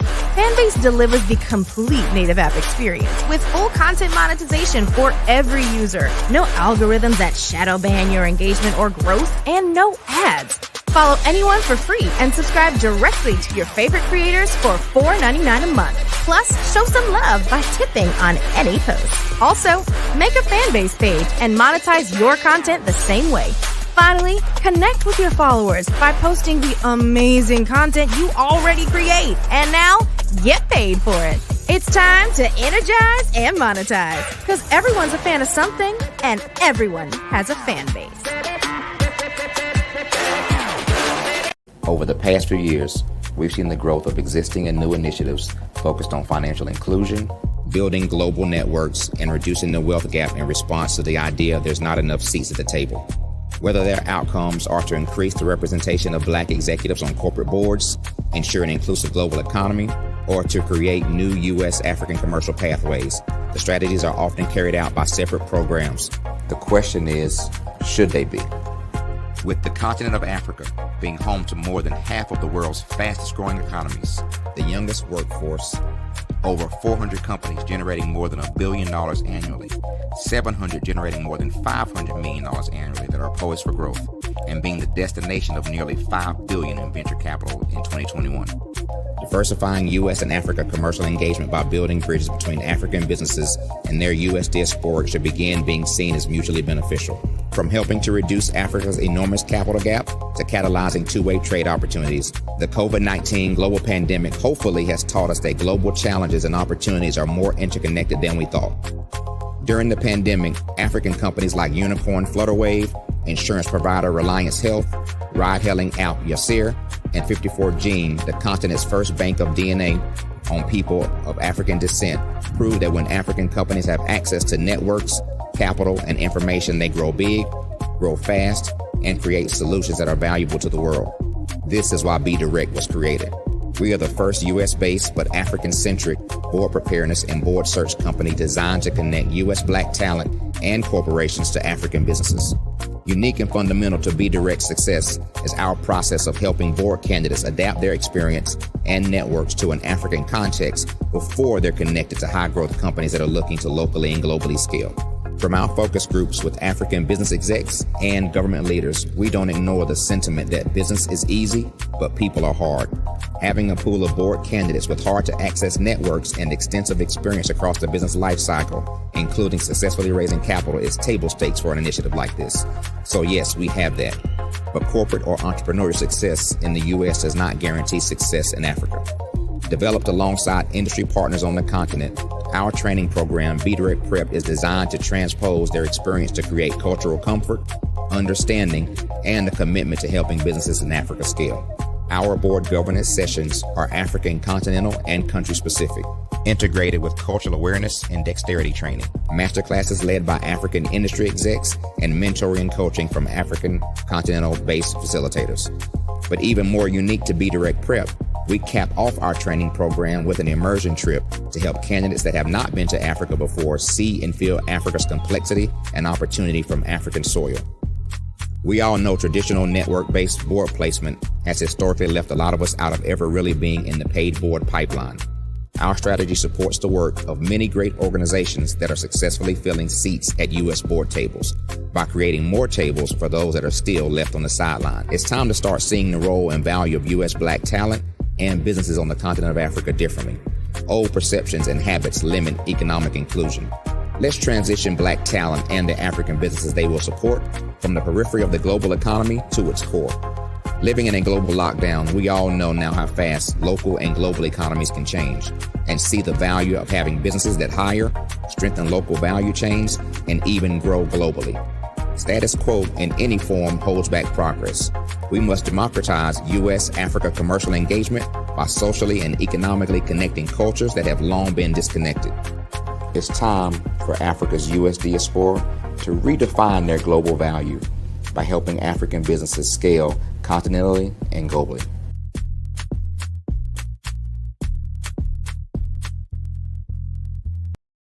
I am from Washington, D.C., but I was raised in Durham, North Carolina. I came to Durham when I was about 5 or 6, and then I traveled back and forth to D.C. because it's where my people are from. One of the unique things about my family is my mother, she's also an artist. She does quilting, and she does a lot of artistic things. And then my son, he draws with both hands, his right hand and his left hand like I do. So that's kind of a family trait. And then my other son, he's a videographer, and my daughter, she works, she's a regional vice president for Sunglass Lab. When you start out drawing and sketching, you want to continue to explore, each avenue. I do pastels, I do pen and ink, I do painting, I do acrylics. I haven't done oils yet, but I try to do all facets of art. What I say to a lot of times to people is, you can't put yourself in a box when you're an artist. You have to explore. And over the course of my life, I've tried to explore different mediums. I also do sculpture as well. I choose my subjects by the intensity that they have in their faces or the intensity that somebody is moving, because I do more than portrait drawings. I also do I do abstract, and then I do figurative drawing also. Well, what happened in this particular show is that I started out trying to come up with something that would be a little bit different than what everybody else is doing. So I was working on a Barack Obama show, and they wanted me to do some paintings of Barack. And so what I did was, because of the deadlines, I kind of did it kind of fast. And then I realized when I was doing it fast, I enjoyed it. And so then I started doing other pieces the same way, and I started to enjoy those pieces also. And so I came up with this particular style, and it's a style of lines and colors. And what's interesting is that when I was in college, I did a show called Lines, Colors, and I talked about the boldness of the blacks, the hotness of the whites, and this is how this has come about, later on in my life. And the colors comes from a lot of the entertainers that I work with, where they wear different colors. They don't wear, your plain reds or your whites. They wear different colors, and so that's also another piece of what's giving me the colors. The subtitle of this show is Faces That Speak Life. That's real critical. Faces that speak life. Each one of these pieces is a life source and a life energy that's being put on display for people that are looking at it. I always say in terms of my art, it's not important that I draw them. It's important what you get out of what I draw. I don't try to just draw it because you like it. People wanted me to do prints. I didn't do prints. You know, people want ask me to do different people, but the people that I choose are people that make a difference in the lives of people in the world. So the human landscape idea was, again, as I said, the lines represent your emotions, it represents your ideas, and it represents your journey as a human being. And that's why you get the different pieces and the different looks. And as you notice, I try not to do one look that looks alike another look. And that's what's the most important part of this show. Artist to me is a creative expression of something from nothing. You know, it explodes onto the canvas, or it explodes on in my work. One of the things that I try to do more than anything is I try to just give the lines and the movements and emotions and expressions into to what I do. Art really means to me a chance to express how I feel deep down inside. Most of my art begins as a thought that I might have, you know, whether it's sports, whether it's history, whether it's a woman or a man. It pretty much starts as an idea of thought before I get into the actual image of what I'm going to draw. I do a lot of historical pieces. I was a history minor in college, and I love to do history pieces. And a lot of times I'm thinking about history, and then I try to make that history impact you as you look at it. That's one of the reasons I do pictures so large. People ask me, why do I do pictures so big? And I tell them, I want the piece to impact them as they're looking at it, to kind of dominate them, dominate their space. And most of my pieces I try to do off page. I don't try to do anything that's going to be in those four corners or in a square. And I want your imagination to be a part of the piece that you're looking at.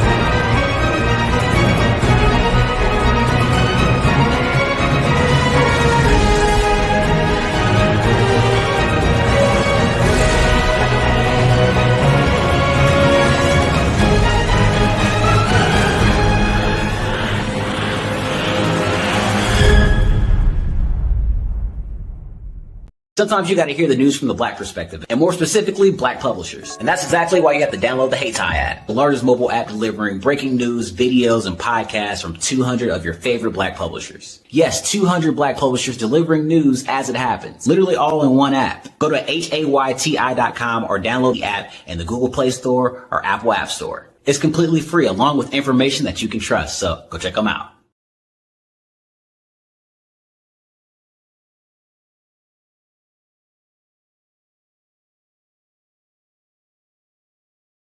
Ladies and gentlemen, and fellow professionals, please allow me to introduce myself. I am David Jones, the co-founder and CEO of the Hello LLC, where I am passionately dedicated to guiding individuals and businesses toward their own return on time investment. Time is my only competition. With over 20 years of experience as a corporate C-level executive, I bring a wealth of knowledge and expertise to the Hello LLC. My career journey has been marked by a relentless pursuit of excellence in marketing, strategy, and business management leadership. I have had the privilege of working with renowned Fortune 500 companies such as Xerox, American Airlines, Hilton, and Geico. However, what truly drives me is the transformational work we do at the Hello LLC. We are pioneering a new approach to business in the metaverse, where we empower businesses and individuals to build strong foundations, automate their processes and systems, while thriving in the ever-evolving digital landscape. More than just a 3D digital marketing agency, the Hello LLC is truly a community built on love, kindness, and integrity. We want more for you than from you. As I often say, collaboration is the new competition. In an era where time is the most precious commodity, I am here to guide you toward your own return on time investment, because if time was sold in stores, it would be sold out. With a deep commitment to excellence and a strong belief in the power of community, I don't just lead a company, I lead a movement into the future of business. Ladies and gentlemen, it is both an honor and a pleasure to be your guide on this remarkable journey. I am David Jones, and together, we will embrace a future marked by success, collaboration, and the transformative work we do at the Hello LLC. Hello stands for helping everyone live life optimally. So, let's make that pivot together and start living life optimally today.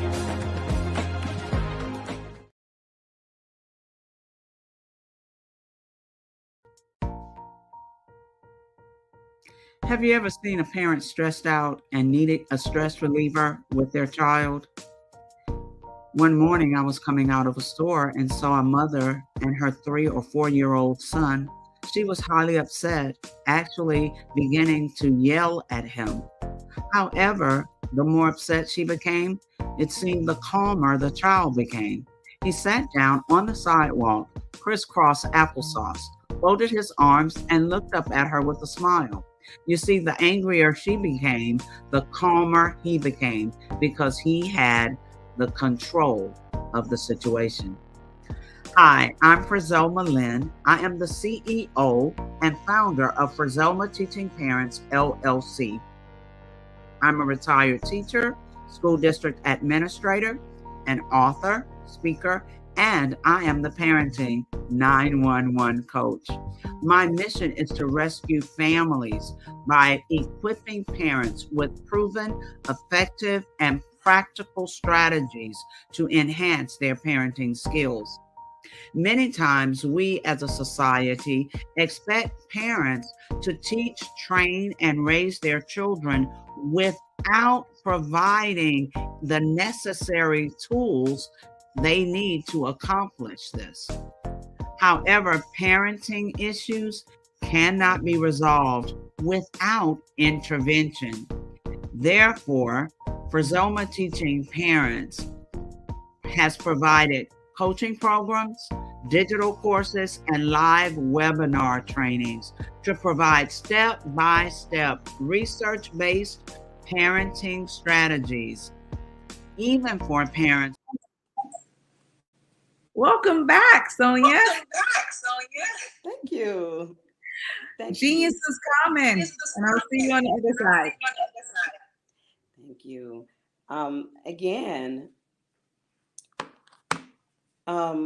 since my younger years, I've always had a desire to work in the business field. This caused me to be driven and determined. And with that determination and being driven, I would take courses, every course that I could find relative to business, I would take those courses. Even after graduating high school, because my parents could not send me to college, I would pay for my own college courses and take as many courses as possible. I've learned that through the years, these things were the reasons or were the causes of me really venturing out to achieve my dream and goal. The more you have to work for something, the more you have to strive for it, is the more that you will appreciate it. And I was just determined to become a business owner or to be in corporate world. Well, after several years of preparing educationally, I landed position and jobs that also added experience, added different nuggets under my belt. Therefore, one thing led to another. It also allowed me to become engaged with different people in different offices, and all of those experiences and all of those different places and different people were very vital to my role in business and also becoming a business owner. Even after moving to Gaston, Alabama, there were people who remembered my work and remembered me. And as they began to venture out in their business, they would call me asking for advice or my expertise in starting up a business or even in proper development, because after moving here, I also have property management and development experience through the Greater Gaston Housing Authority. So this began, one thing led to another, and it began my journey in the field of business and property development. Everything that you experience, sometimes you feel that it's not good, or you wonder how that could really benefit you in your life. But everything that you experience has everything to do with where you're going. And I found that to be very true. Nothing is wasted. It all can play a part of your business. And so, or play a part of your dreams, should I say. And so, never become discouraged if something doesn't work exactly the way you plan, or if you feel life is not taking you where you want to go at that particular moment in time, because there's a purpose and there's a reason for it. Every experience prepared me for my place where I am now. How you doing, Miss Sonia? I'm good, thank you. You're good. Okay, good. I just wanted to jump in here with you because I hear you talking about your experiences, et cetera, and I wanted to know if it was okay with you if I asked you a few questions. Sure. Okay, excellent. Because everything that you do and how you pouring back into the world, I think it's important that we share all of that with me. So tell me more about how you got started in your business, and what's the name of that business and how you're working with people in the collective. The name of my business is SMC Management Solutions. I began my business basically during the COVID pandemic. That when there was such a surge of small businesses or people wanting to start owning their businesses. And so many people were reaching out to me, and that caused me to wanting to go ahead, instead of doing just one particular business or having people to come to my home, I decided to go ahead and venture out into a full-time business. And therefore, it started SMC Management Solutions, and we became available to anyone who wanted to start up, or anyone existing or an existing business, to look into what was going on and see if I could assist them with their business. And so that's how SMC began. And I love that you started that through. So it was your motivation through COVID to have you expand. That's what it sounded like. So yeah, exactly. Mm-hmm. Oh, excellent. So when people, sorry, apologies. Go ahead. Exactly. I've had and have over 20 some years experience in these areas, like I said, in business development and property development, but actually taking that risk and going out and venturing out into my own business. I played safe for a while, but and just decided to take that risk to go ahead and venture out. And I'm glad that I have, because it has allowed me to assist so many different people in ways that I probably wouldn't have been able to do had I not. Absolutely. You said something really important. You said that you played it safe in the beginning. And so there must have been something that motivated you to expand. So the question is, people who may be in your shoes now, right? And they need to seek out your resources.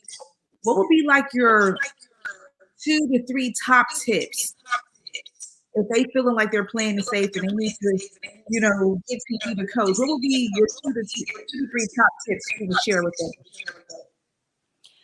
Well, one of the main tips is be ready to take that risk, knowing that life is all about risk. And don't be afraid of success or failure. Believe it or not, some people have anxiety of success as well as failure. And also counting up the cost, planning ahead, and just for myself, I've been planning this for so many years.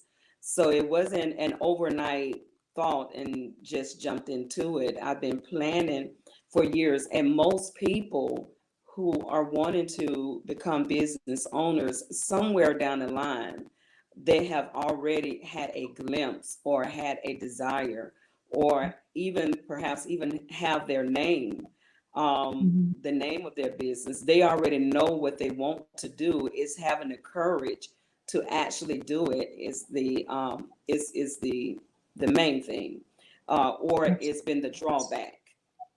And so having a plan, knowing where you want to go, having a dream, knowing what it is that you're trying to attain, that gives you a goal.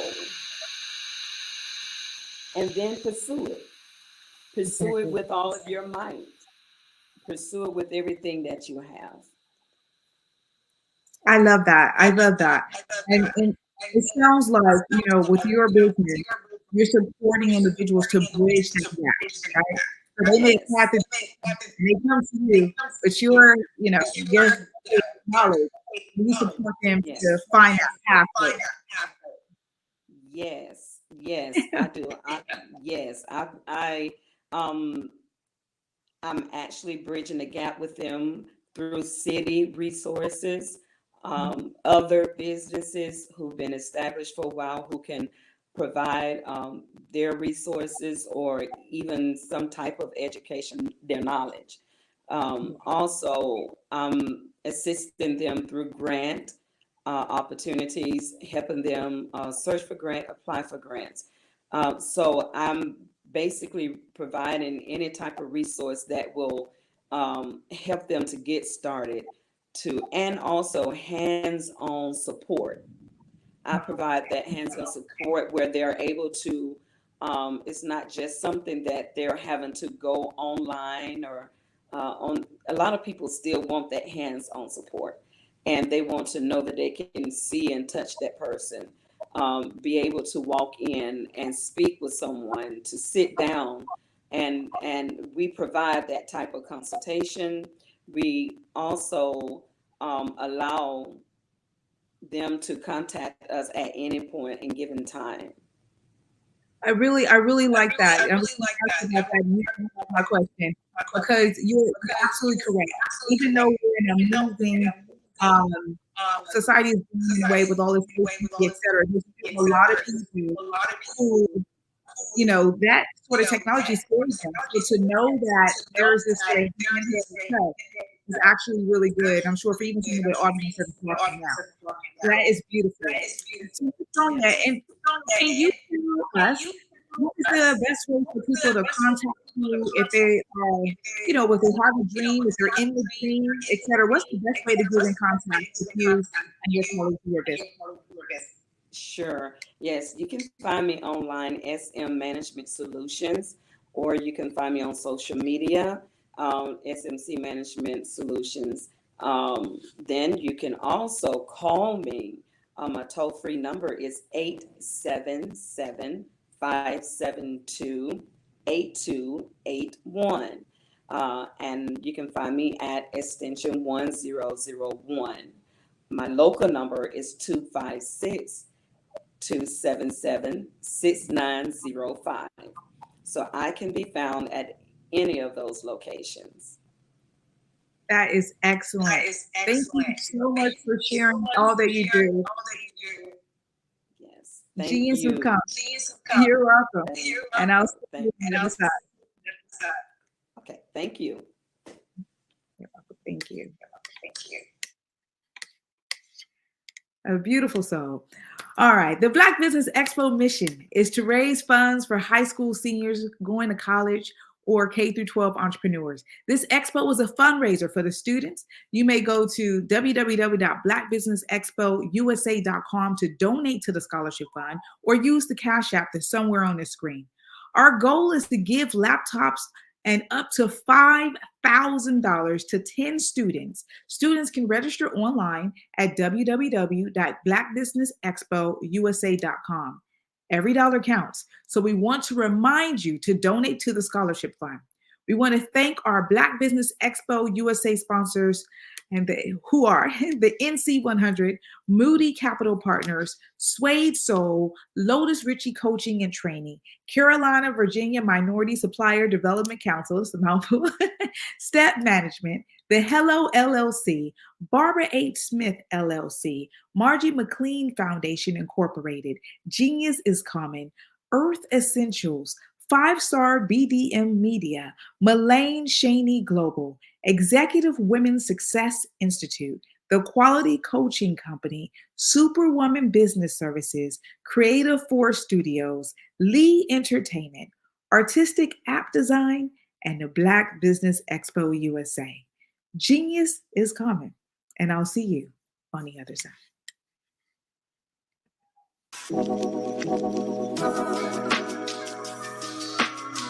The African company and the African CEO is making a conscious decision to bring on someone external to the continent versus bringing on someone who is from Ghana or Kenya or South Africa. And so the skill sets of the people that we take through our executive leadership training program and ultimately on the placement, obviously have to be extremely high caliber.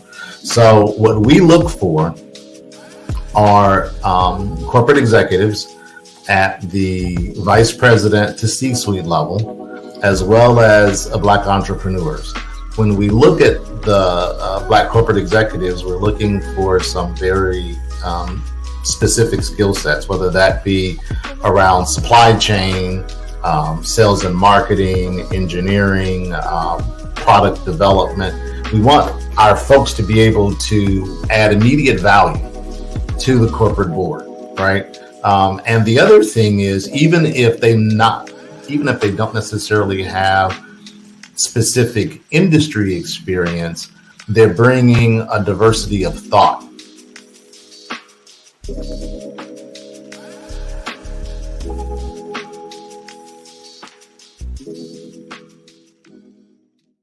Hello, I am Dr. Eric Kelly III, the visionary strategist and founder of the Black Business Olympics.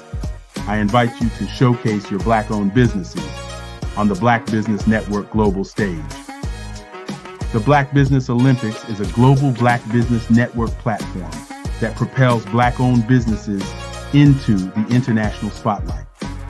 By showcasing your business on the Black Business Olympics platform, you can reach a worldwide audience of potential customers, partners, and investors. You can also establish yourself as a thought leader, an expert in your field, attract lucrative partnerships, and more speaking engagements. In addition, the Black Business Olympics platform provides a valuable opportunity to connect and collaborate with like-minded entrepreneurs and business professionals from around the world. This can lead to new business opportunities, ideas, and relationships. Finally, by sharing your story and expertise on the Black Business Olympics platform, you can inspire and empower others. This is a powerful way to make a positive impact on the world and leave a lasting legacy. If you are a Black-owned business owner I encourage you to seize the opportunity to showcase your business on the Black Business Olympics platform. It is a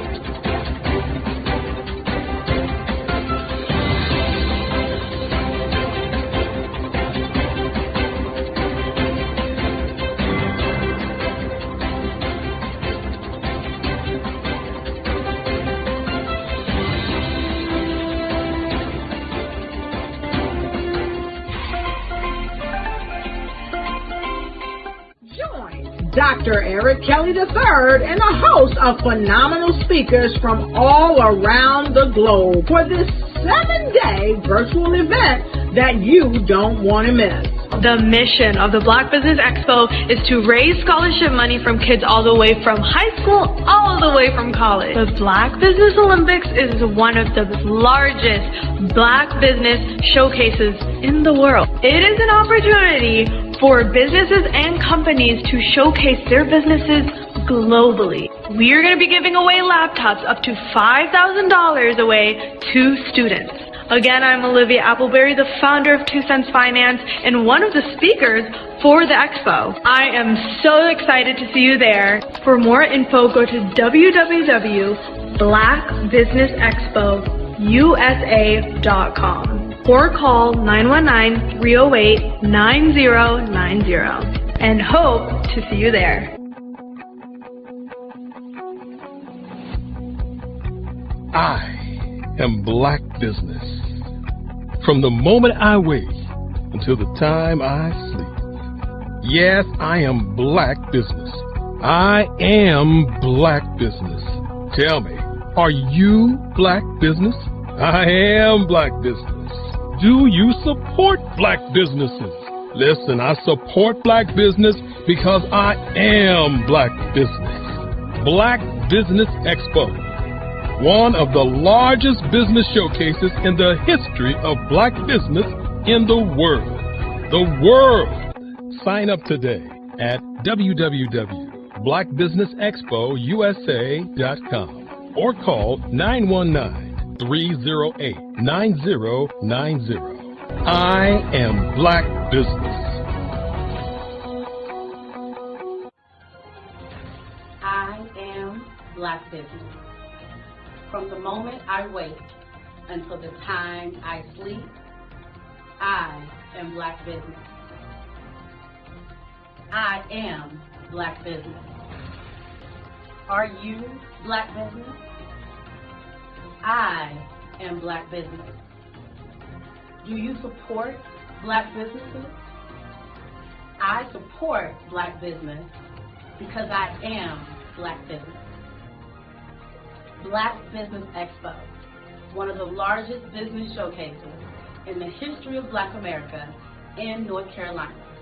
Sign up today at www.blackbusinessexpousa.com or call 919-380-9090.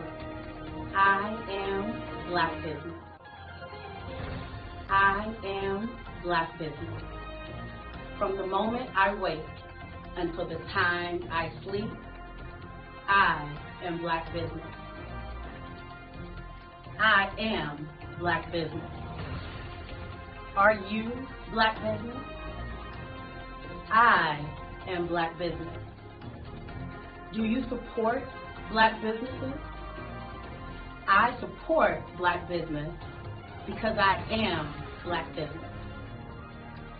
Black Business Expo, one of the largest business showcases in the history of Black America in North Carolina. Sign up today at www.blackbusinessexpousa.com or call 919-380-9090. I am Black business. I am Black business. From the moment I wake until the time I sleep, I am Black business. I am Black business. Are you Black business? I am Black business. Do you support Black businesses? I support Black business because I am Black business. Black Business Expo, one of the largest business showcases in the history of Black America in North Carolina.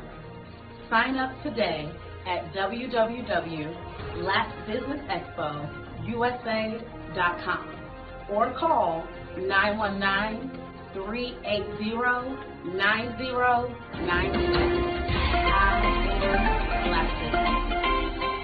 Join Dr. Eric Kelly III and a host of phenomenal speakers from all around the globe for this 7-day virtual event that you don't want to miss. The mission of the Black Business Expo is to raise scholarship money from kids all the way from high school, all the way from college. The Black Business Olympics is one of the largest Black business showcases in the world. It is an opportunity for businesses and companies to showcase their businesses globally. We are going to be giving away laptops up to $5,000 away to students. Again, I'm Olivia Appleberry, the founder of 2 Cents Finance and one of the speakers for the expo. I am so excited to see you there. For more info, go to www.blackbusinessexpousa.com or call 919-308-9090 and hope to see you there.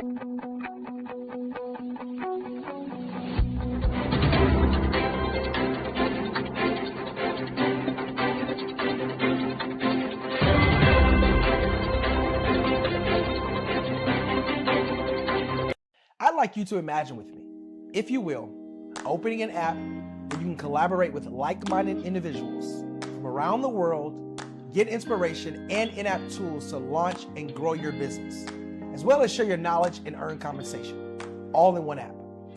Well, the name of that app is Truso, short for Truly Social. Hi, I'm Matthew Newman, the founder and CEO of Truso, a new concept in social media. Truso is designed from the ground up to be a platform that's both social and empowering for all its users. How exactly do we do that? I'm glad you asked. First, Truso brings the world together via video. Psychologists assert that video provides a significantly more effective connection than audio only. When you enter a community on Truso, you're face to face.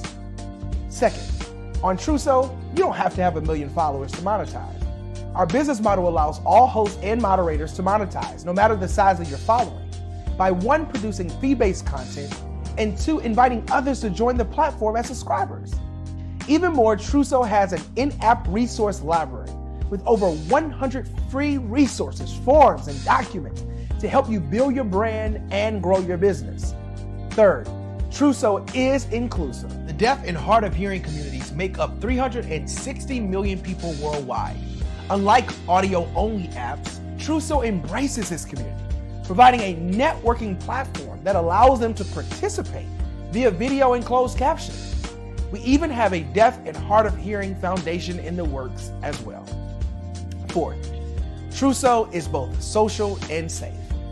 We refer to Truso as a virtual extension of the beauty shop, barbershop, and brainchild of the community.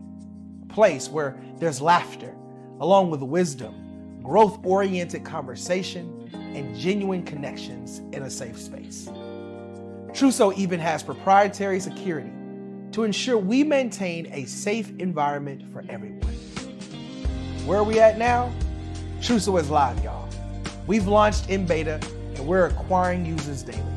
We have an incredible development and marketing team, plus amazing celebrity influencers at the table, helping us spread the word around the globe, beginning within the African diaspora and beyond by creating a safe space for growth, connection, and collaboration.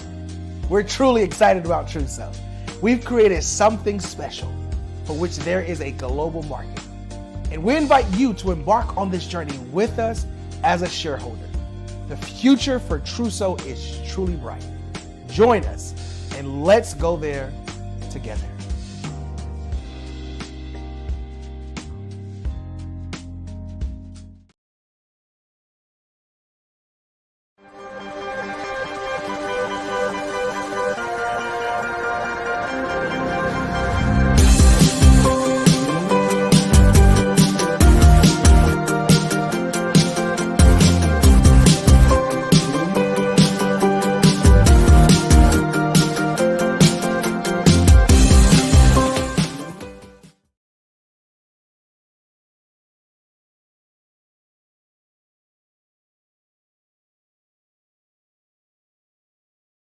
Content creators, welcome to Fave Unite TV. Hey, are you struggling with having your content stand out from the crowd? Or is it that you're overshadowed by others who have more resources, followers, and influence? The good news is wherever we are, you are too.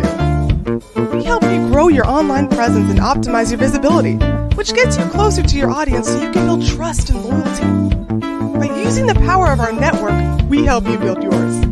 Fave Unite is a powerful tool to connect you with your friends, followers, and fans. And when fans rule, everyone wins. Join us. Fave stands for fans, artists, and venues. Submit your content today.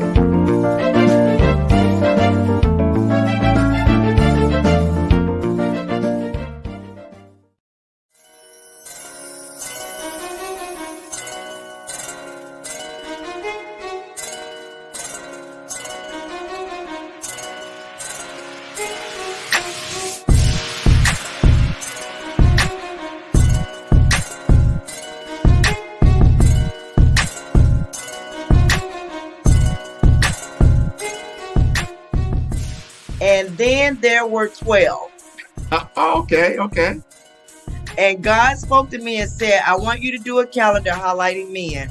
I want there to be men from all walks of life, not just entrepreneurs, not just CEOs of corporations. I want you to bring good fathers, good husbands, good teachers, good coaches, athletes, CEOs, entrepreneurs. I want you physicians, attorneys. Bring them together. They will formulate relationships that they never otherwise would have formulated because we tend to stay in our own circles.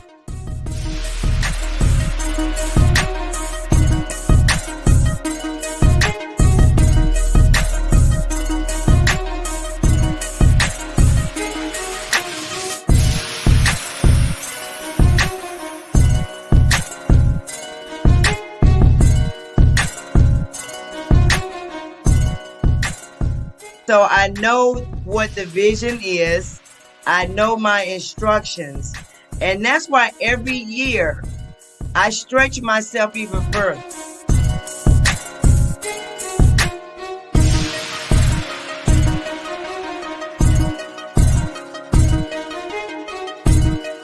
Five-Star BDM, Brand Development Masters, is a professional consulting and advisory group keenly focused on business development services for the small to mid-sized business and entrepreneurs.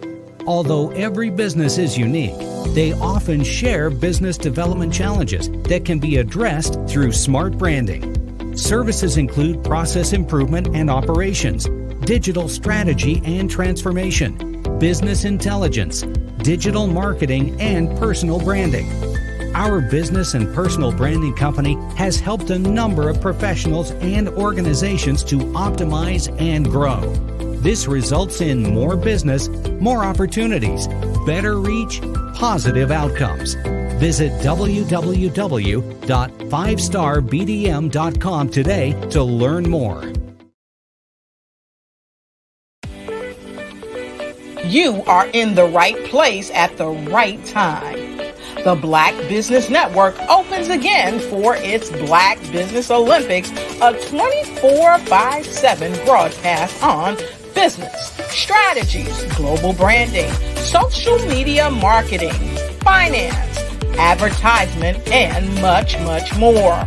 Featuring the top, most powerful entrepreneurs and speakers and thought leaders from all around the world as they gather together for this phenomenal event.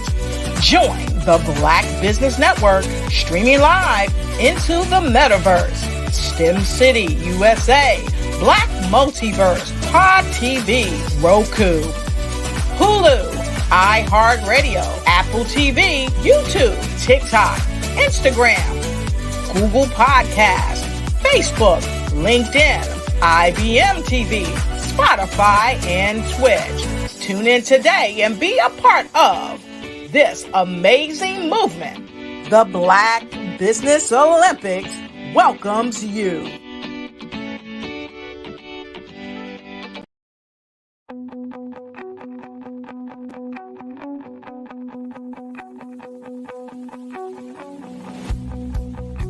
I am Black Business.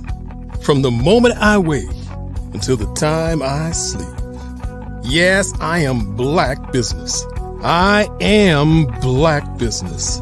Tell me, are you Black Business? I am Black Business. Do you support Black businesses? Listen, I support Black business because I am Black Business. Black Business Expo. One of the largest business showcases in the history of Black business in the world. The world! Sign up today at www.blackbusinessexpousa.com or call 919-308-9090. I am Black Business.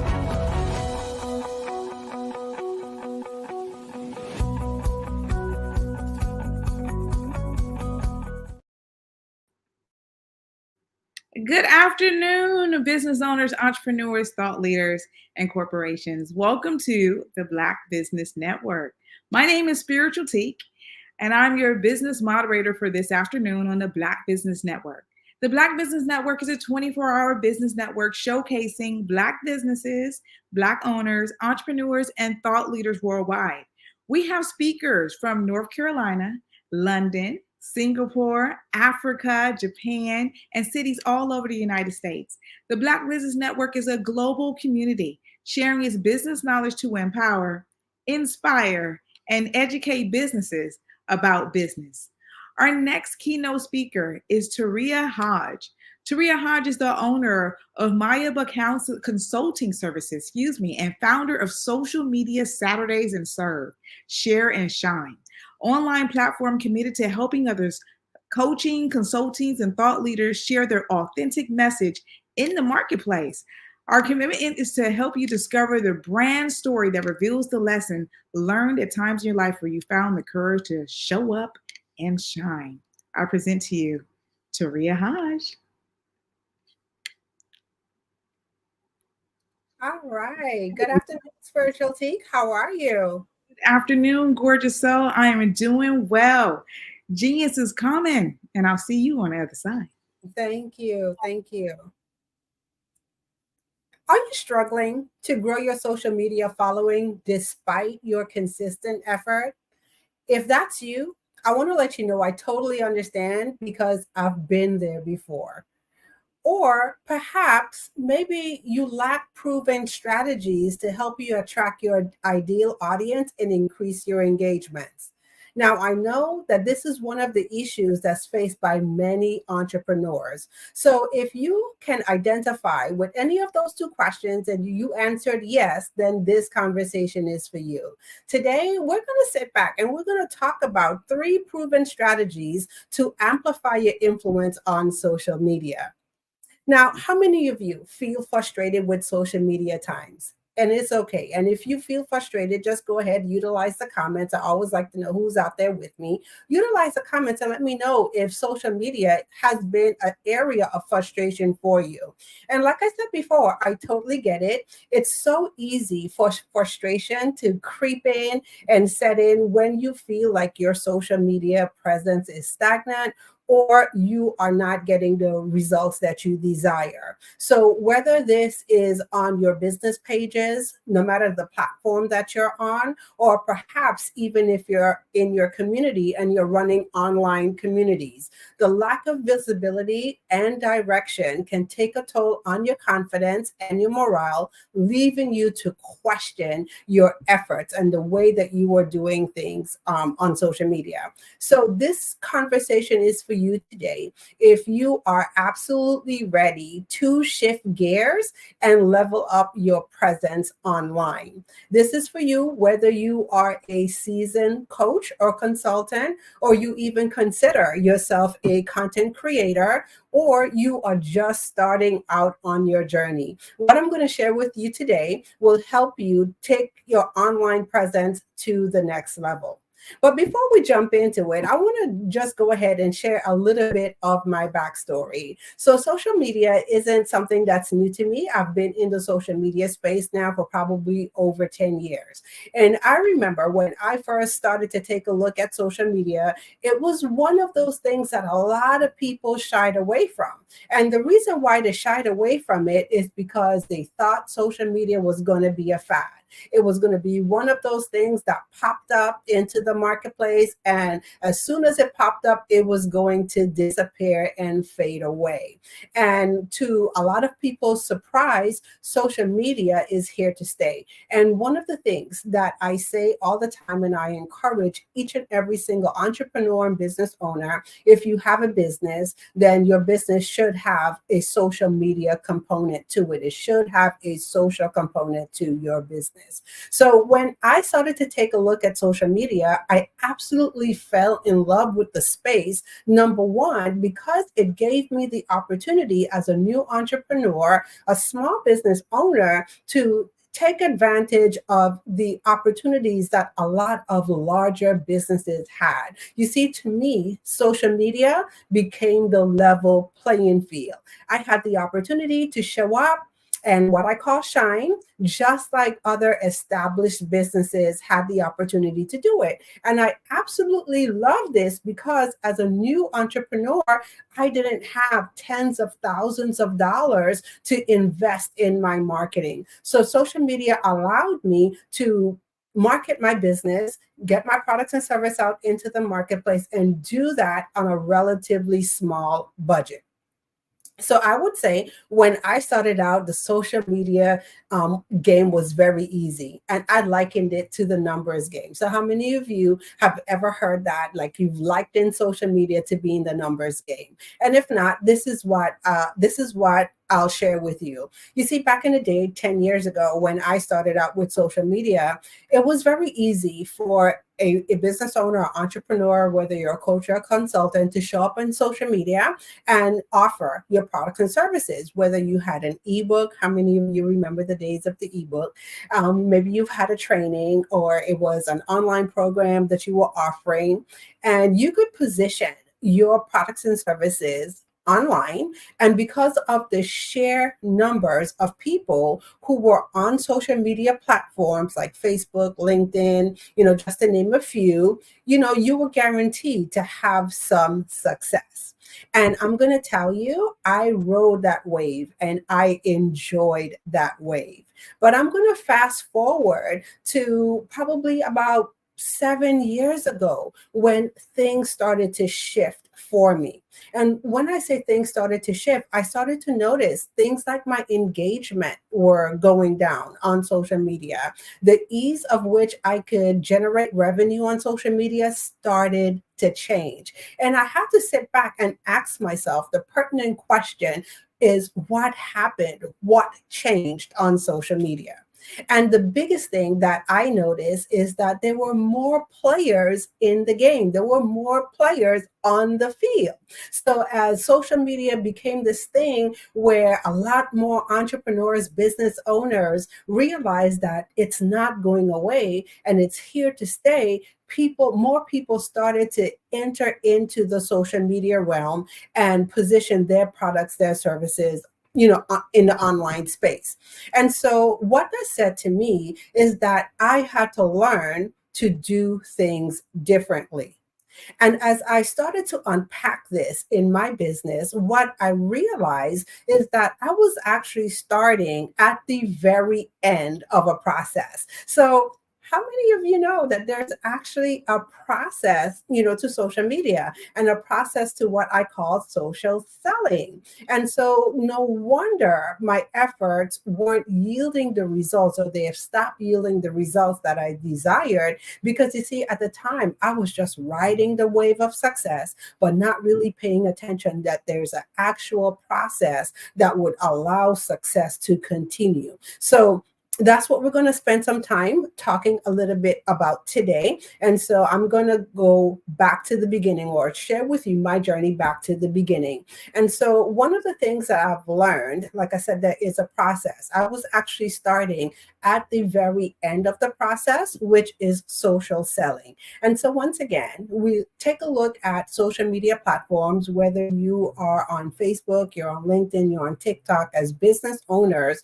one of the questions we always want to ask ourselves as we partake in these platforms, what's the revenue? What's the return on investment that we're going to get? And so a lot of times we look at the return on investment as money, but also your return on investment can be time as well. So the time, the energy, the money, the other resources that we're putting into social media platforms, are they allowing us to yield the desired results?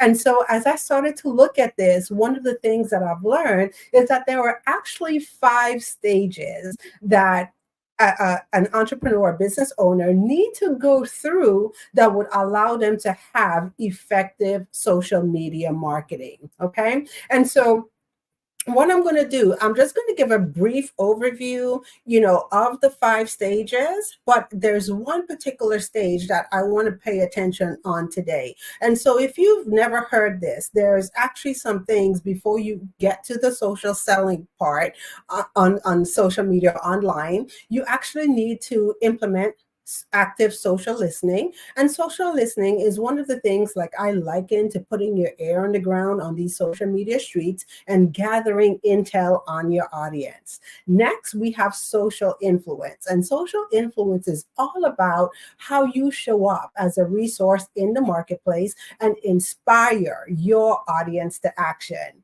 And then social networking is all about how do you network and you collaborate with others to increase your footprint on social media or increase your online presence. And then once those 3 things happen, you have a very fertile environment for social selling to occur.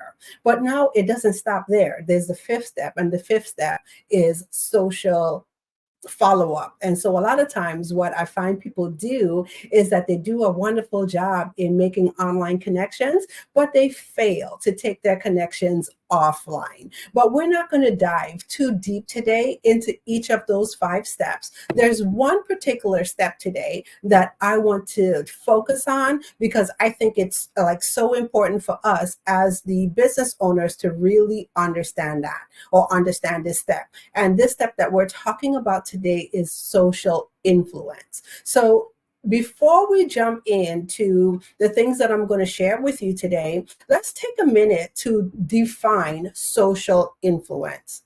So social influence is all about establishing your authority on social media through the distribution and the sharing of valuable content. In other words, simply put, it's all about how you show up in the marketplace as the expert. So as we take a look at social influence gives us the opportunity to do 3 specific things. And the first thing it allows you to do is be able to establish your authority in your niche. Because once again, we all want to be known for something. We want to be known for what we do in the marketplace and what we do in our business. And then also the second thing social influence will give you the opportunity to do is to be able to share valuable content to educate and engage your audience. And then lastly, social influence gives you the opportunity to influence decision-making through how you show up. Influence decision-making through your influence. Okay. And so we're going to specifically cover 3 things in our conversation today. So the first thing that I'm going to cover is the 3 things, as a coach or a consultant that you should be honing in on while you're on social media. And then secondly, I'm going to cover what you need to consider before you share content online. And then lastly, I'm going to share with you the secret to having more visibility online. So let's go ahead and jump right in.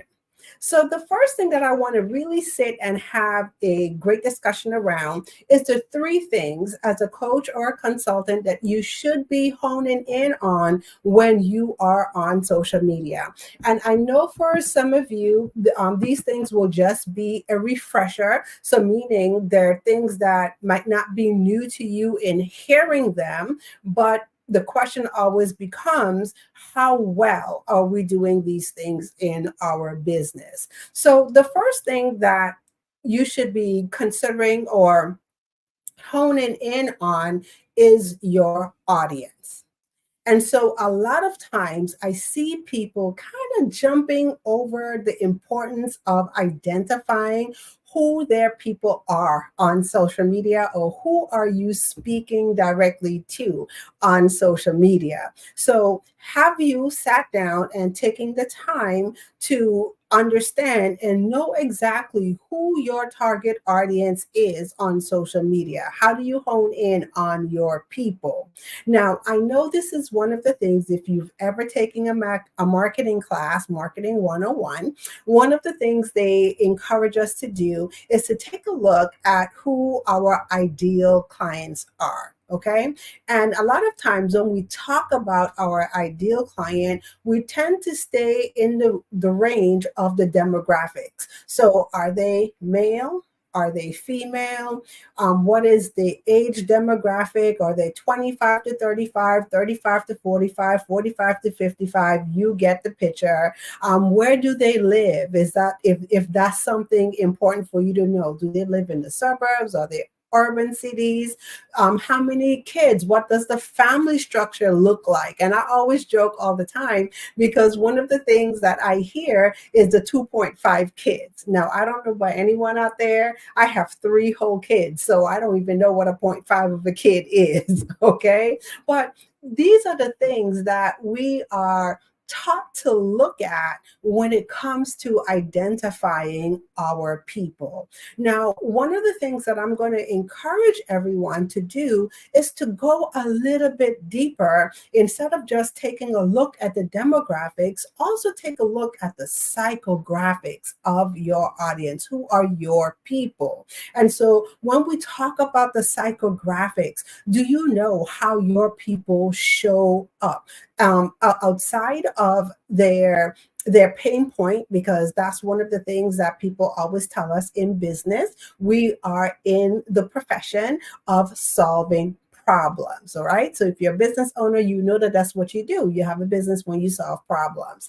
And so a lot of times we kind of key in to solely just the pain point, the things that people are struggling with. But can you take it a step further and go outside of the pain point and really understand, like, what is their desires? What are the transformation that they want to have happen, not only in their business, but also in their lives? Like, if you fix the one problem that your business solves for them, what's the effect that it has on other areas of their life and their business? Do you know what that is for them?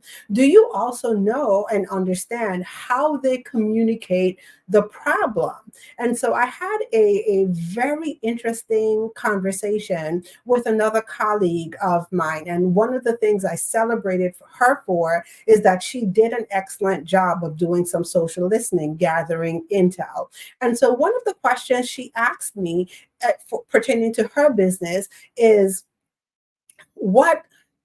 how does someone express their pain point, and she is a fear coach. So she helps other entrepreneurs get past fear and allow them to show up in their brilliance in their business and also in their lives. How cool is that, right? And one of the things that I said to her is really stop and think about it. A lot of times, we think to ask the pain question or look at the pain points as what would someone say? But be honest.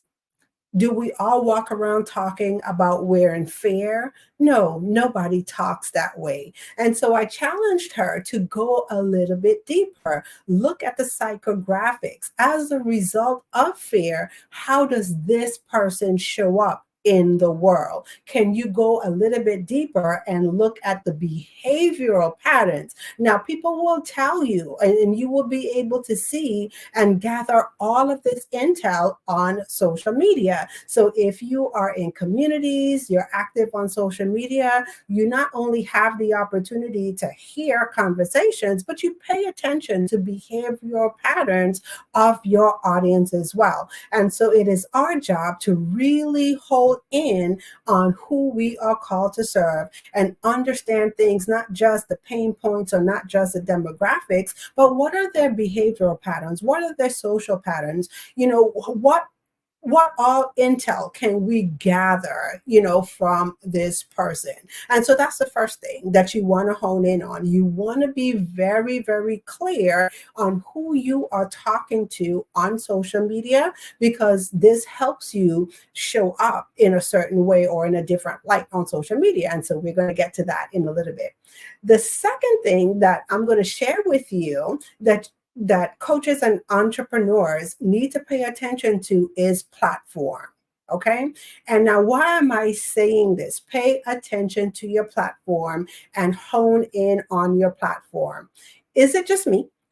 Or does anyone else out there feel like there are new social media sites that are popping up like every Monday morning? I know for one, I have a tendency to kind of get overwhelmed with everything that's going on in the social media world. And so one of the things that I usually share is that, pick one or two platforms, okay?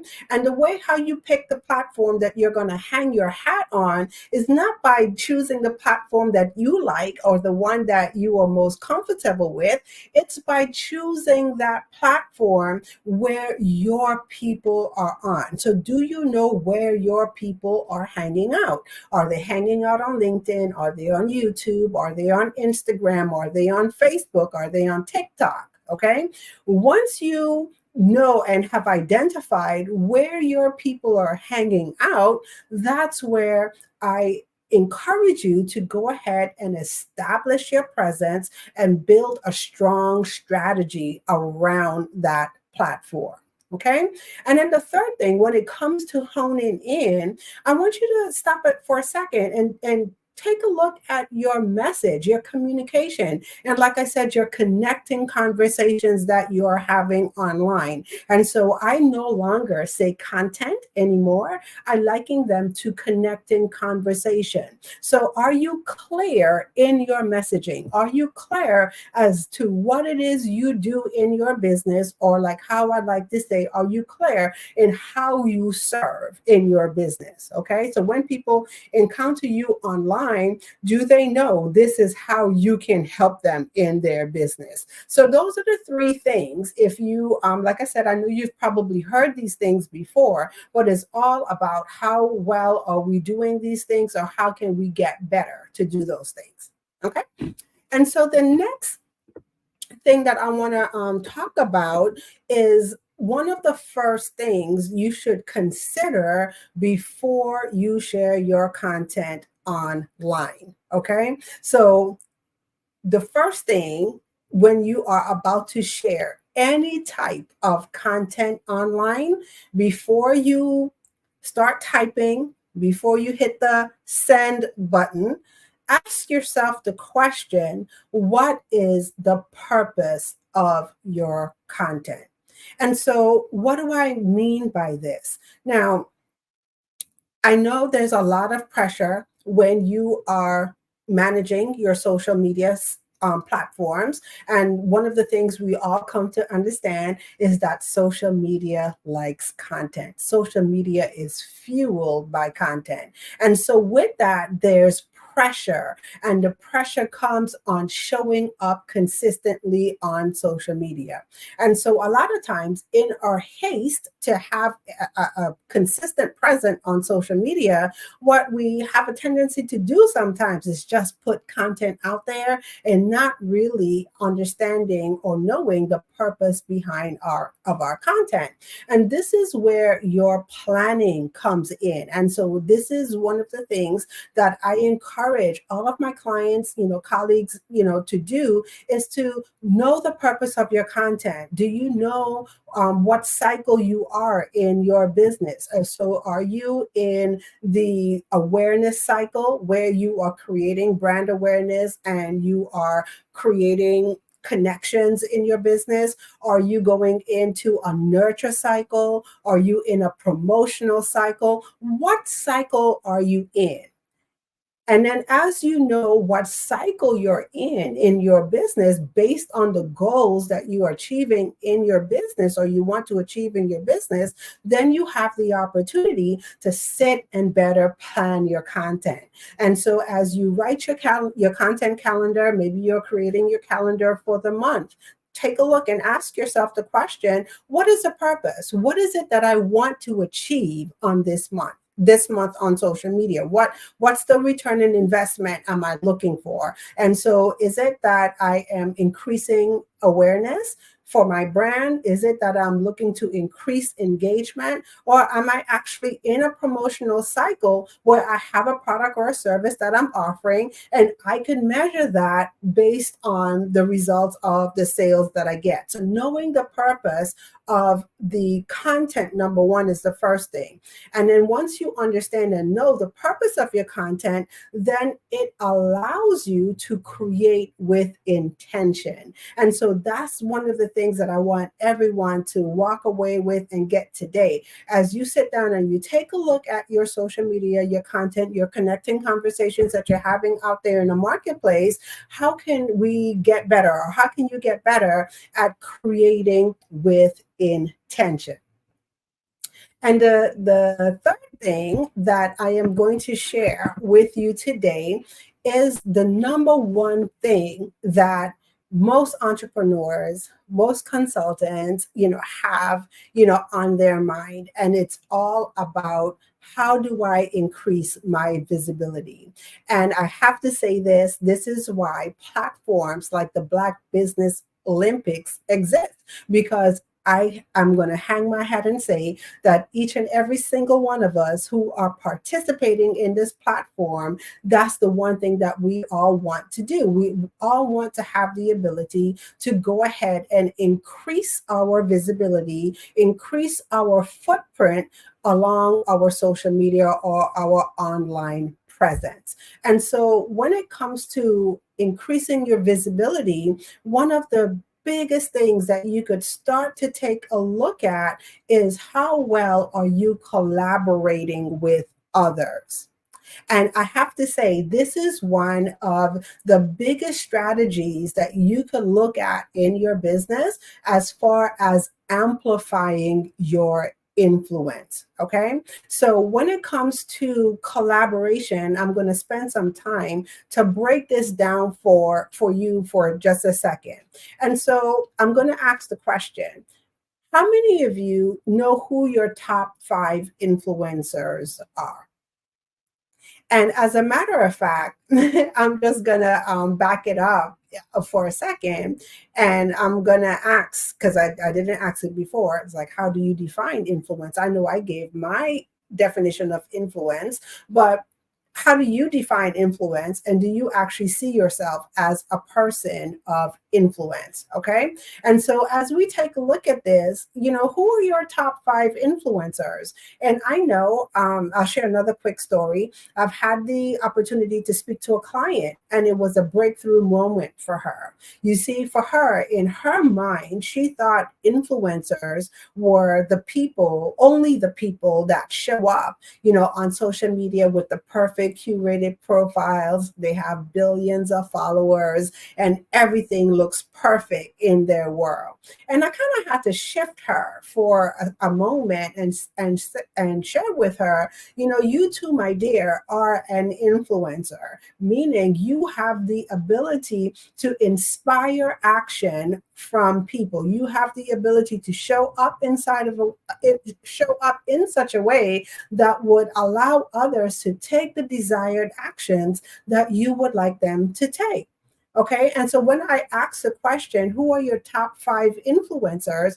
I'm not talking just about the big influencers. I'm talking about the people that we know and we have in our space, the people who serve the people that we also serve.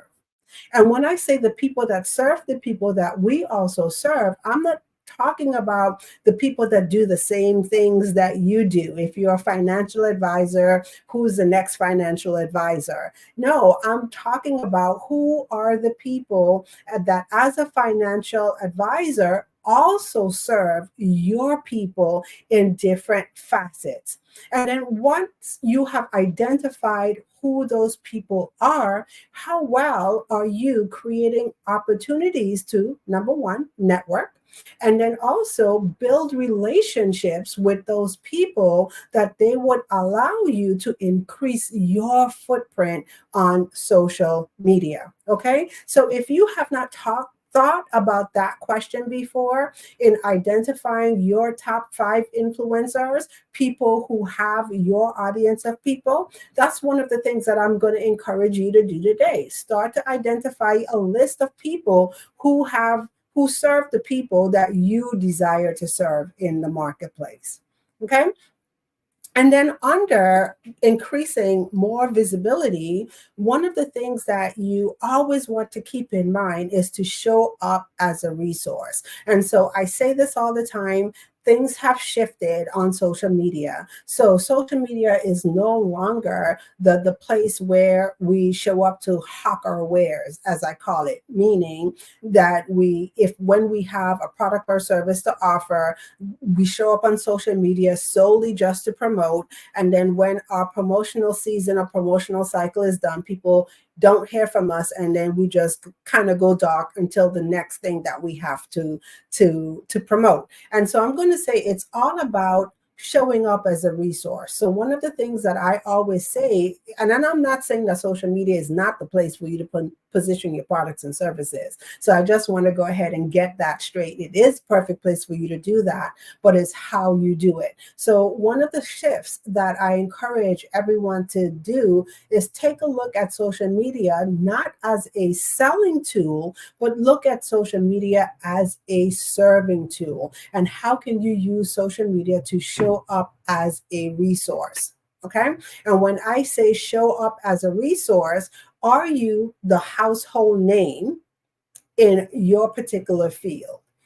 Are you the household name for your audience? Whatever it is that you solve in your business, when people have that problem, does your name automatically pop up? And that's the thing that you want to go for. You want to be able to show up as a resource. And how do you show up as a resource online? Is by serving. And you serve through your content. And how do you serve through your content? You absolutely give value. So as you share, as you show up, every piece of content that you share should have value attached to it. And it goes back to what I said before. So as you sit down and you plan your content, are you being intentional with your content? Can you show up as a resource? Are you showing up and adding value every time someone comes across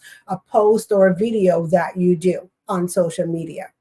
And then the third thing under increasing your visibility is collaboration. And when we actively collaborate with others, this gives us the opportunity to have our value add dispersed amongst more people. And so what does this look like? This can look like you being a guest on platforms like the Black Business Olympics. It could be you appearing or hosting your own events, whether it's, a webinar that you're doing, whether it's a Facebook Live or some type of live stream that you're doing. How well are you seeking opportunities to be a guest on someone's platform? And then also, how well are you opening up your platform to allow others to come in? Okay. And like I said, it's done through podcasts. How well are you seeking out podcasting opportunities? How well are you seeking out opportunities to do webinars, and not just host your webinars, but be a guest on other people's webinars, or giving opportunities for others to come in on your webinars as well? Because once again, it is not just about us. Okay. And we sometimes get locked in to the mode of thinking about all the things that we want to achieve in our business, because of course we have our goals. But stop and pause for a moment and think about your audience. And your audience should always be top of mind. And the question should always be, how can I serve my audience today? And so as we take a look at those three specific areas, those are the key strategies that you can use to help you amplify your influence in the marketplace.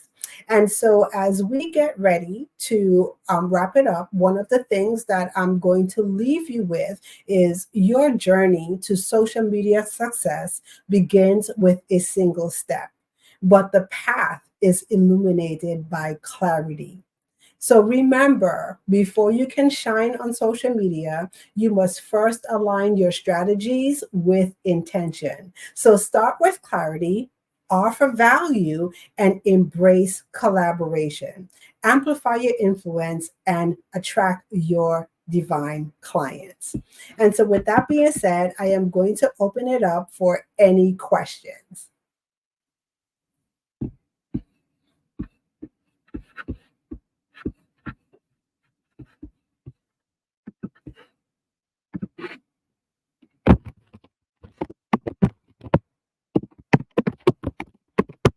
Okay.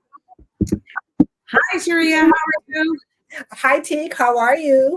Oh my goodness, you just filled me with so much joy. Listening to your presentation, I was like, yes, yes, yes. When you put something out in the world, and I thought, I really need to sit down with someone that has a lot more insight into this whole topic. And then here you come talking about social media strategy and giving the tips and tools that will help someone excel to where they want to be. So I have a couple questions, if you don't mind, before I let you go.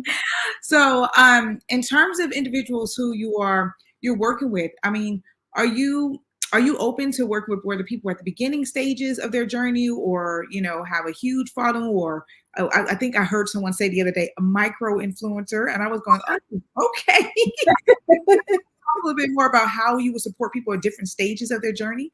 Yeah, so that's a very good question, and thank you for that. And so, I have a love for the people who are just trying to get it right. So whether you are out there, like I said, and you're just starting your business and you're taking a look at social media, and you are asking the questions, what do I do on here? Because I feel a lot of people get stuck right there. Like, what do I do, on here to really make it work? How can I not make that misstep? I'm new in business. I have no clue what to do on here. And so, yes, I do work with those individuals that say, I'm starting my business, or I've been on the journey for a little while. Now I'm in the beginning stages of establishing my social media presence.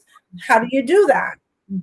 And then you have others who have been on social media for quite some time and, experience the same, issue I had. Like I said, I started off back in the beginning where, things were easy. You had a $10, ebook and you were in the money back then, and things have shifted. And so people also come to me for a revamping of the strategies. Okay. So maybe they're looking to grow their business in another way. They're looking at different things that they do. So what are the strategies that you can put in place that will always align with your business goals? Okay. So whether you are, like I said before at the top, whether you are a new person, in business, or you're seasoned, it's all about looking at what does that social component for your business look like, and then what are the strategies that you can implement that would allow you to hit your goals. So great question. No, that is absolutely beautiful because, I connect with beautiful souls all the time, and I have my platforms as well. And so this is why this was very fruitful for me too, listening to it. And it's good to know that you're supporting people in the beginning where it might feel like a little bit more, anxiety, because it can be overwhelming, all these different platforms. I think I get lost in all the different platforms myself. But equally, I love that how you are able to support people to scale, or do that facelift, revamp from where they are, but still keeping that authentic message. And I think that's the key anyway, because I think I loved your question when you said, well, what is your purpose for whatever you're about to put out? What is your purpose for putting it out? And that is so key. That is so key. So before I let you go, please dive into, I've already taken your details, so but how everyone that's watching can find you, the best way you will want them to connect with you. Let us know your purpose channel. Yeah. So one of the best ways you could connect with me, I could be found on also, well, I shouldn't say all social media platforms, because definitely not all, but Facebook, Instagram, LinkedIn, I am Turia Hodge. And so if you just search my name, you will find me. The place that I enjoy hanging my hat is on Facebook. That's where my community is. And the name of the community is called Storytelling for Super Achievers. And I would like to offer the audience today a gift. And so one of the things that I have the opportunity to do in the vein of collaboration, I have the opportunity to collaborate with Suzanne Hart, and she is speaking and storytelling from a mindset perspective, right?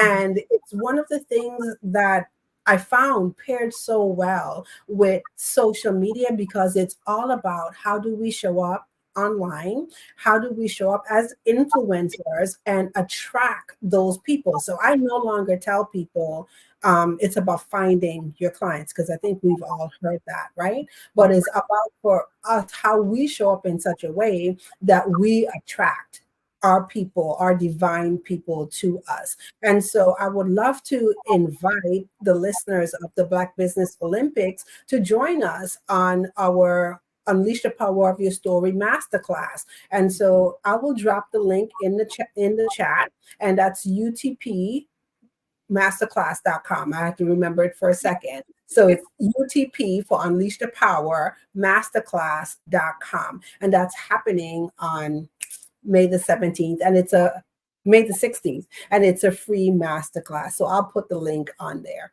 That is amazing, Turia. It's been a pleasure having you here on the Black Business Network, and I'm sure we'll be collaborating and speaking soon.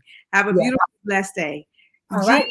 Jesus is coming, and I'll see you on the other side. All right. Thank you.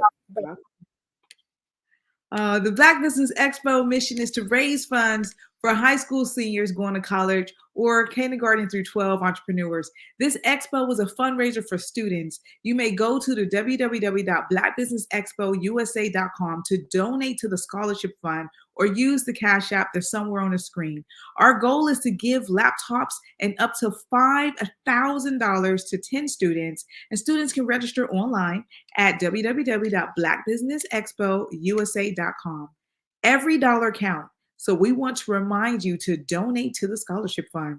And we want to thank our Black Business Expo USA sponsors, the NC100, Moody Capital Partners, Suede Soul, Lotus Ritchie Coaching and Training, Carolina, Virginia Minority Supplier Development Council, Step Management, The Hello LLCC, Barbara H. Smith LLC, Margie McLean Foundation Incorporated, Genius is Common, Earth Essentials, 5-Star BDM Media, Mullane Shawnee Global, Executive Women's Success Institute, The Quality Coaching Company, Superwoman Business Services, Creative Force Studios, Lee Entertainment, Artist App Design, and the Black Business Expo USA.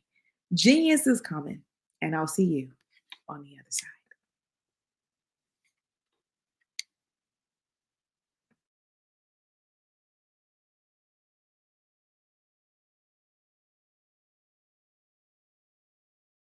Absolutely.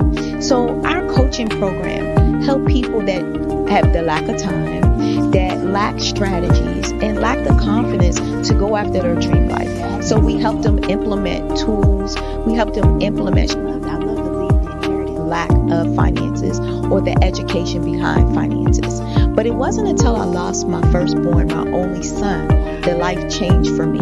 And where I was going after it all, living the corporate life, hit my 6-figure income, and living in my dream house with my dream man, driving my dream car. Wow. I nearly lost it all when I lost my son. And so I realized it only takes one financial catastrophe that can change your entire life.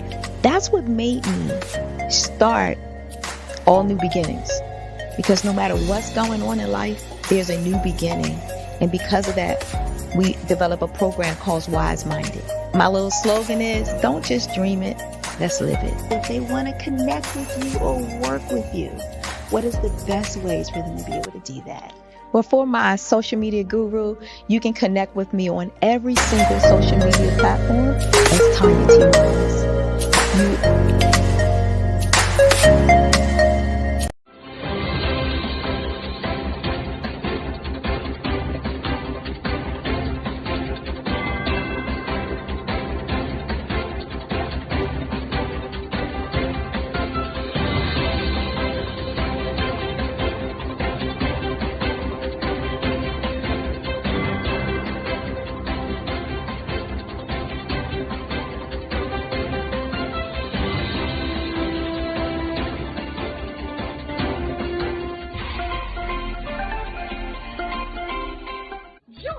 Dr. Eric Kelly III and a host of phenomenal speakers from all around the globe for this 7-day virtual event that you don't want to miss. The mission of the Black Business Expo is to raise scholarship money from kids all the way from high school, all the way from college. The Black Business Olympics is one of the largest Black business showcases in the world. It is an opportunity for businesses and companies to showcase their businesses globally. We are going to be giving away laptops up to $5,000 away to students. Again, I'm Olivia Appleberry, the founder of 2 Cents Finance and one of the speakers for the expo. I am so excited to see you there. For more info, go to www.blackbusinessexpousa.com or call 919-308-9090 and hope to see you there. I am Black Business. From the moment I wake until the time I sleep. Yes, I am Black Business. I am Black Business. Tell me, are you Black Business? I am Black Business. Do you support Black businesses? Listen, I support Black business because I am Black Business. Black Business Expo, one of the largest business showcases in the history of Black business in the world. The world! Sign up today at www.blackbusinessexpousa.com or call 919-308-9090. I am Black Business. I am Black Business. From the moment I wake until the time I sleep, I am Black Business. I am Black business. Are you Black business? I am Black business. Do you support Black businesses? I support Black business because I am Black business. Black Business Expo, one of the largest business showcases in the history of Black America in North Carolina. Join Dr. Eric Kelly III and a host of phenomenal speakers from all around the globe for this 7-day virtual event that you don't want to miss. The mission of the Black Business Expo is to raise scholarship money from kids all the way from high school all the way from college. The Black Business Olympics is one of the largest Black business showcases in the world. It is an opportunity for businesses and companies to showcase their businesses globally. We are going to be giving away laptops up to $5,000 away to students. Again, I'm Olivia Appleberry, the founder of 2 Cents Finance and one of the speakers for the expo. I am so excited to see you there. For more info, go to www.blackbusinessexpousa.com or call 919-308-9090 and hope to see you there. I am Black business. From the moment I wake until the time I sleep. Yes, I am Black business.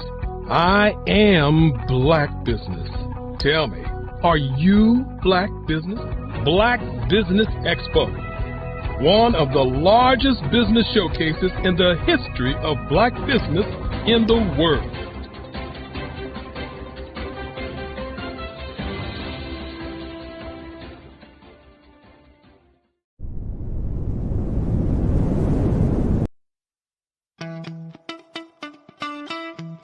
How many times have you been asked to help someone you didn't even know, a student, a business entrepreneur, or did you ever even ask, where did they end up? That business, that friend, that entrepreneur. Well, just maybe they ended up in a gang, bankrupt, homeless, or worse, dead. Maybe they turned to crime, drugs, and alcohol. Did you ever wonder? Did you destroy their dream, or was your life always so easy? At the Black Business Olympics, we started a movement to help students complete. Give them hope and foster success. Help them to leave their dreams of providing laptops, computers, and up to $5,000 in scholarship funds. Today, we ask you to help a student, a business owner, or an entrepreneur to realize their dream by sponsoring them, supporting them, and buying from them. Consider this. With $1.6 trillion in our Black community, we only ask for a small donation for our students, our businesses, and our entrepreneurs. And you can change a life today. So I ask you, what are you going to do? Sit on the sideline and watch our students in high school be losers, miss out on their dream from lack of resources? Or are you going to donate to the movement and change their future and yours as well? Give us a call today at 919-308-9090. Change their life by investing with action to the Black Business Olympic Fund. The Black Business Olympics, one of the largest business showcases of Black business in the history of the world.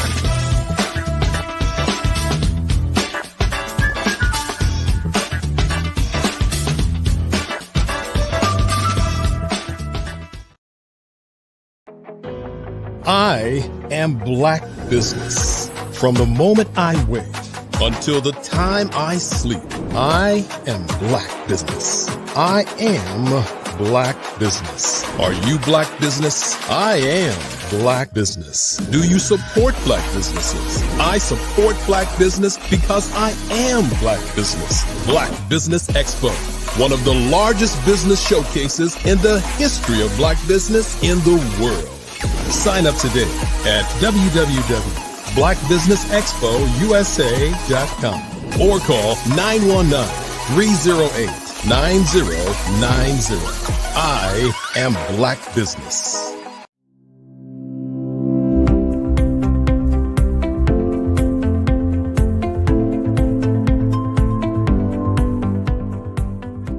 Oregon's it's a beautiful state, and we've talked before this. And I came from California originally, so it's golden hills compared to lush green forest. So it's a beautiful state. It's very beautiful.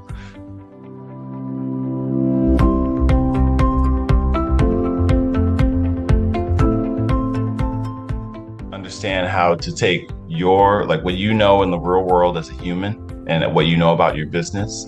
And you need to marry that with the algorithm. You need to combine human with machine learning.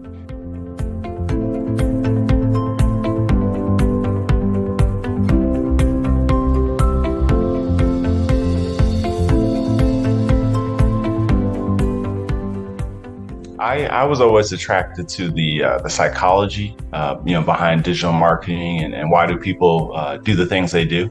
But then it's quantifiable, right? So then you can attach revenue to it, right? And it's if I can understand and get to the mind of different segmentations, then I can start to show them things that will get them to buy the product that I'm trying to show. And to me, that's just fascinating. That is amazing that you can do that.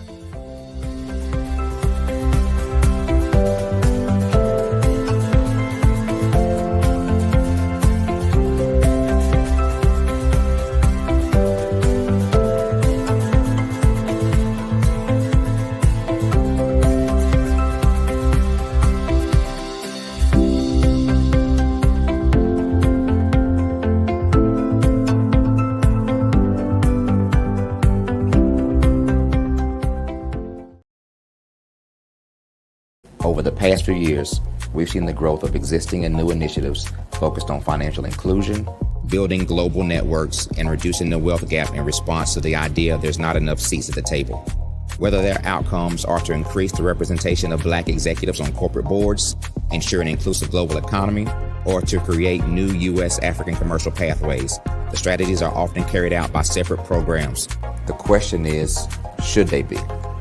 With the continent of Africa being home to more than half of the world's fastest growing economies, the youngest workforce, over 400 companies generating more than $1 billion annually, 700 generating more than $500 million annually that are poised for growth, and being the destination of nearly $5 billion in venture capital in 2021. Diversifying U.S. and Africa commercial engagement by building bridges between African businesses and their U.S. diaspora should begin being seen as mutually beneficial. From helping to reduce Africa's enormous capital gap to catalyzing two-way trade opportunities, the COVID-19 global pandemic hopefully has taught us that global challenges and opportunities are more interconnected than we thought. During the pandemic, African companies like Unicorn Flutterwave, insurance provider Reliance Health, ride-hailing app Yasir, and 54Gene, the continent's first bank of DNA on people of African descent, proved that when African companies have access to networks, capital, and information, they grow big, grow fast, and create solutions that are valuable to the world. This is why Be Direct was created.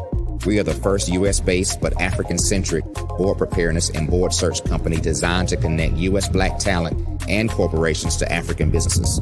Unique and fundamental to Be Direct's success is our process of helping board candidates adapt their experience and networks to an African context before they're connected to high-growth companies that are looking to locally and globally scale. From our focus groups with African business execs and government leaders, we don't ignore the sentiment that business is easy, but people are hard.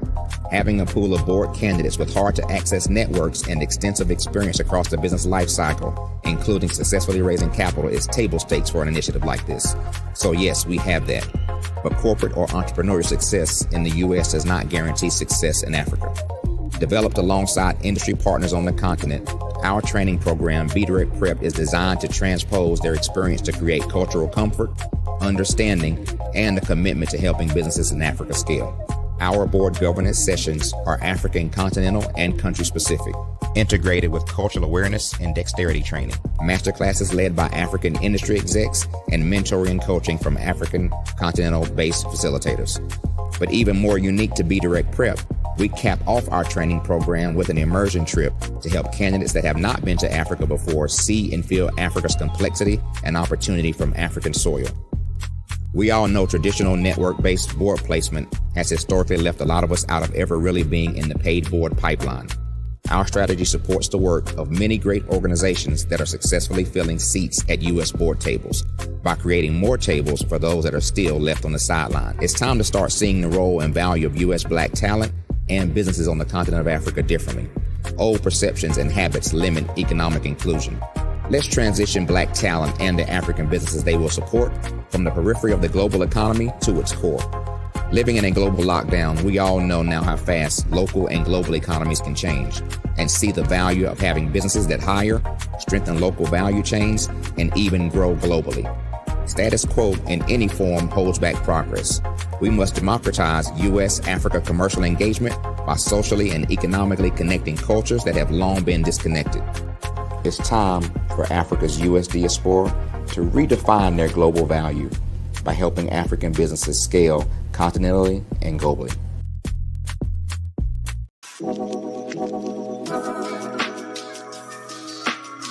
The African company and the African CEO is making a conscious decision to bring on someone external to the continent versus bringing on someone who is from Ghana or Kenya or South Africa. And so the skill sets of the people that we take through our executive leadership training program and ultimately on the placement, obviously have to be extremely high caliber. So what we look for are corporate executives at the vice president to C-suite level, as well as Black entrepreneurs.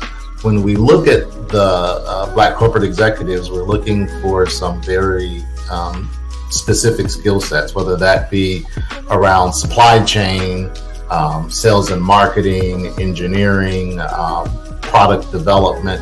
We want our folks to be able to add immediate value to the corporate board, right? And the other thing is, even if they don't necessarily have specific industry experience, they're bringing a diversity of thought.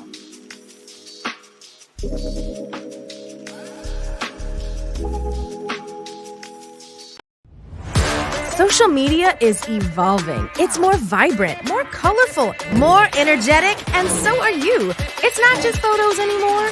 It's video, it's audio, it's subscriptions. And now there's Fanbase, a new monetized social network.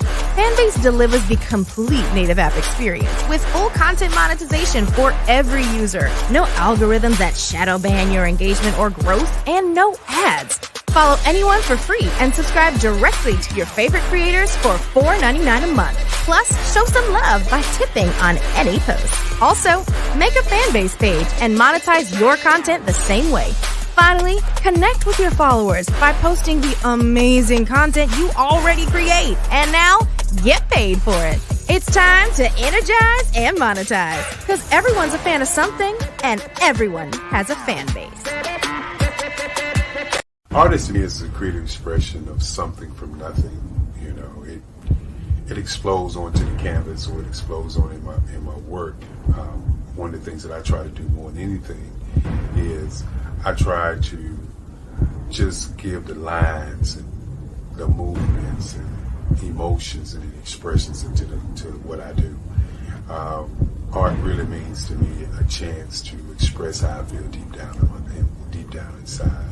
Most of my art begins as a thought that I might have, whether it's sports, whether it's history, whether it's a woman or a man. It pretty much starts as an idea of thought before I get into the actual image of what I'm going to draw.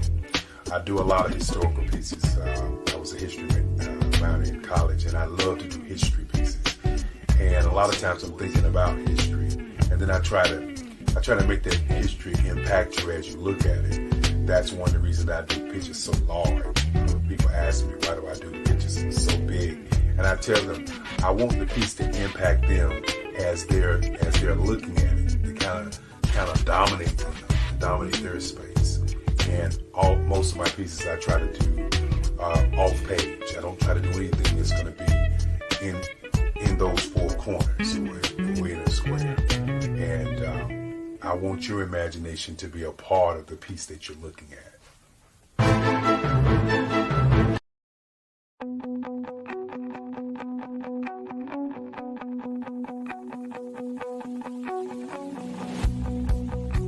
I am Black Business. From the moment I wake until the time I sleep. Yes, I am Black Business. I am Black Business. Tell me, are you Black Business? I am Black Business. Do you support Black businesses? Listen, I support Black business because I am Black Business. Black Business Expo, one of the largest business showcases in the history of Black business in the world. The world! Sign up today at www.blackbusinessexpousa.com or call 919-308-9090. I am Black Business.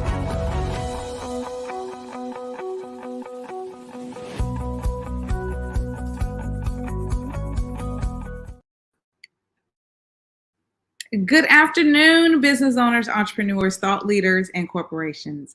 Welcome to the Black Business Network. My name is Spiritual Teak, and I'm your business moderator for this afternoon on the Black Business Network. The Black Business Network is a 24-hour business network showcasing Black businesses, Black owners, entrepreneurs, and thought leaders worldwide. We have speakers from North Carolina, London, Singapore, Africa, Japan, and cities all over the United States. The Black Business Network is a global community sharing its business knowledge to empower, inspire, and educate businesses about business. Our next speaker is Dr. Stephanie Audrey. Dr. Stephanie Audrey is the founder and CEO of Zenoverse Wellness Group, a global wellness organization formed to deliver wellness 1 week at a time through its Meta Spa hotels strategically located across the Caribbean, United Kingdom, France, and Africa. Current locations are in Jamaica and the UK, and African markets opening soon. Her firm is also in the farming space and offering food as medicine, perishable, non-perishable meal kits, tinctures, tonics, supporting the various wellness protocols. Dr. Audrey codified her wellness delivery model as WAS, Wellness as a Service Solution. Zenoverse Wellness Group is a timely concept that was initially conceived when Audrey was just 14 years young. She imagined a wellness center later while working in the hospitality industry for the Claremont Resort Hotel. She was on the marketing team, and when they rebranded the property after investing over $1 million to launch what was then a new concept, spas at hotels. I present to you Dr. Stephanie Audrey. Hi, greetings. Hi, greetings, beautiful soul. I'm so excited that I get to interview you in this fireside chat. How are you? I'm wonderful. And how are you today? I'm very, very good. Well, it's my evening, so I'm over here in London. Okay, well, fantastic. Even better.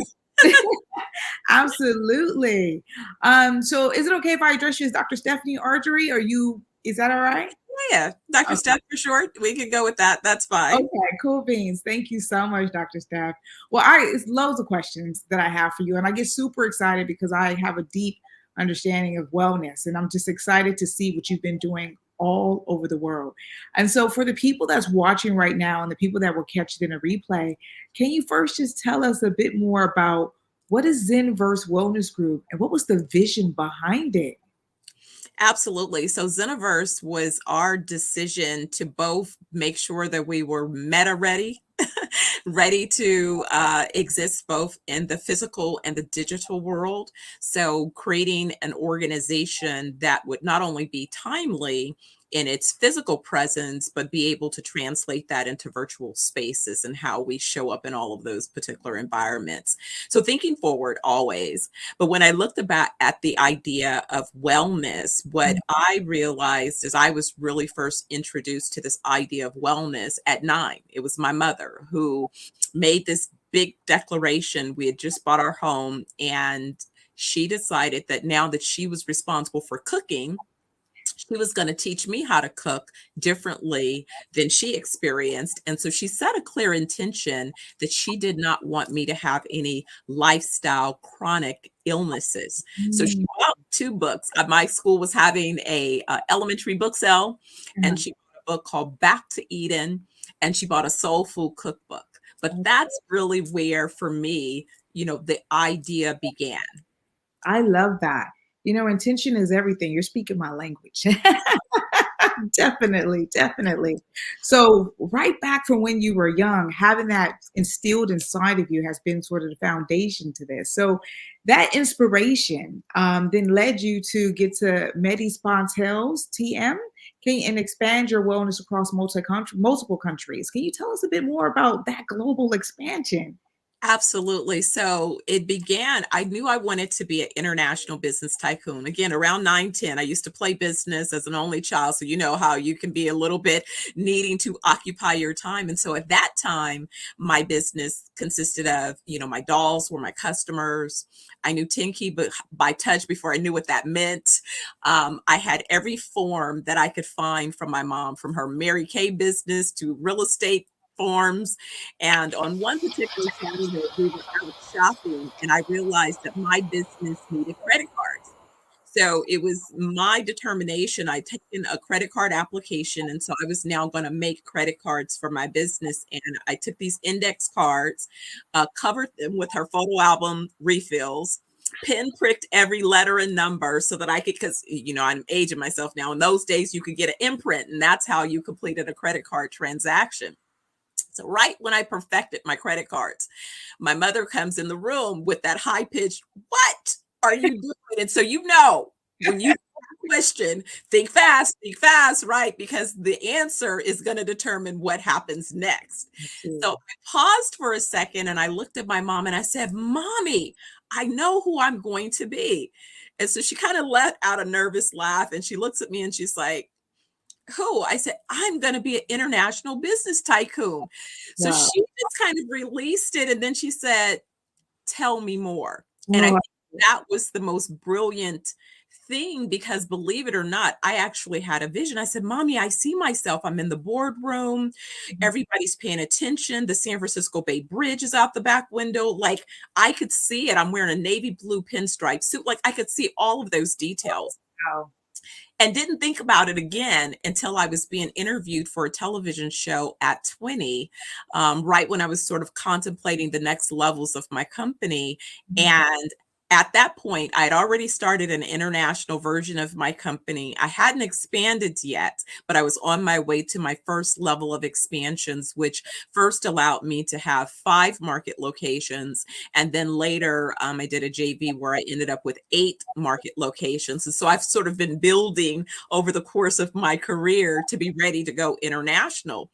But, it's been like this vision. And that's why I tell people it's so important to recognize the vision and to create it in colors for yourself. And so I became a fan of vision boards and, journaling, making my plans. But that's really where the seed was planted. Oh my goodness. Dr. Steph, I think my cheeks are gonna, we just got started. And I'm like, the smile is so big. I think you're tapping into my inner child. I'm like, yes. I'm telling myself, oh my God. But this is good. This is very, very good because it's so inspirational to hear you talk about how that seed was in that vision for, being a young child. But what I really love was that connection between you and mom and how she paused and said, "Tell me more." And then she poured into you. And then that just blossomed, it seemed, into, I'm going to say that was the beginning or the foundation. And then it's blossomed to where you are today. And that gets me to the question of, Zeniverse, the wellness group, like, how would you say it differentiates itself from other wellness group organizations around the market or just around the world? How would you say it's different? So now wellness has become a big thing.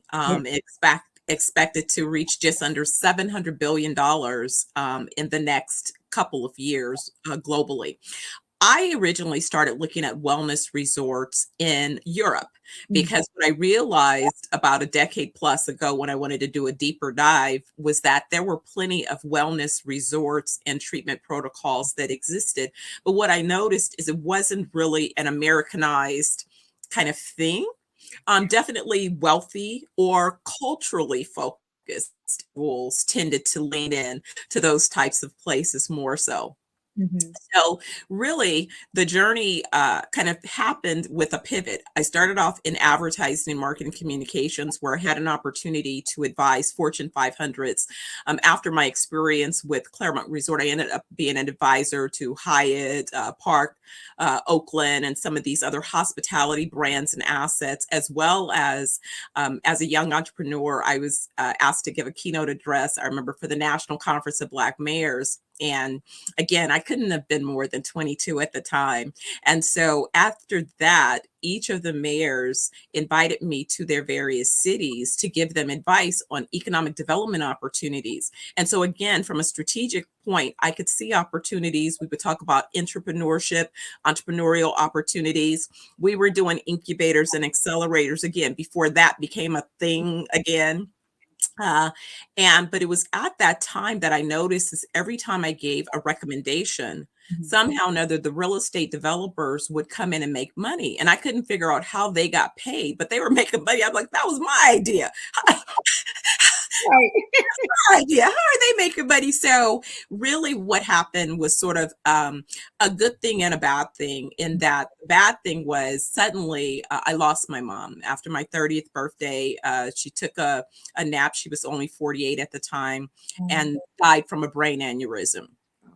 That was my, heartbreak, devastation. I say I hit the wall, I hit that fork in the road.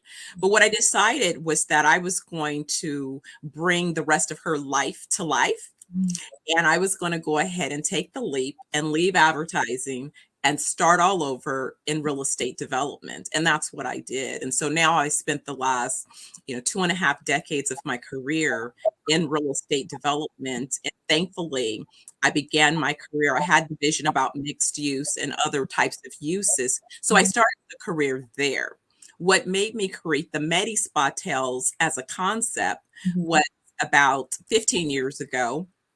I was speaking to some hotel developers. In fact, the brother that developed the largest Marriott in DC, and we were looking at franchise opportunities. But me being a strategist, I already knew that I wasn't so interested in just somebody else's franchise, to be honest.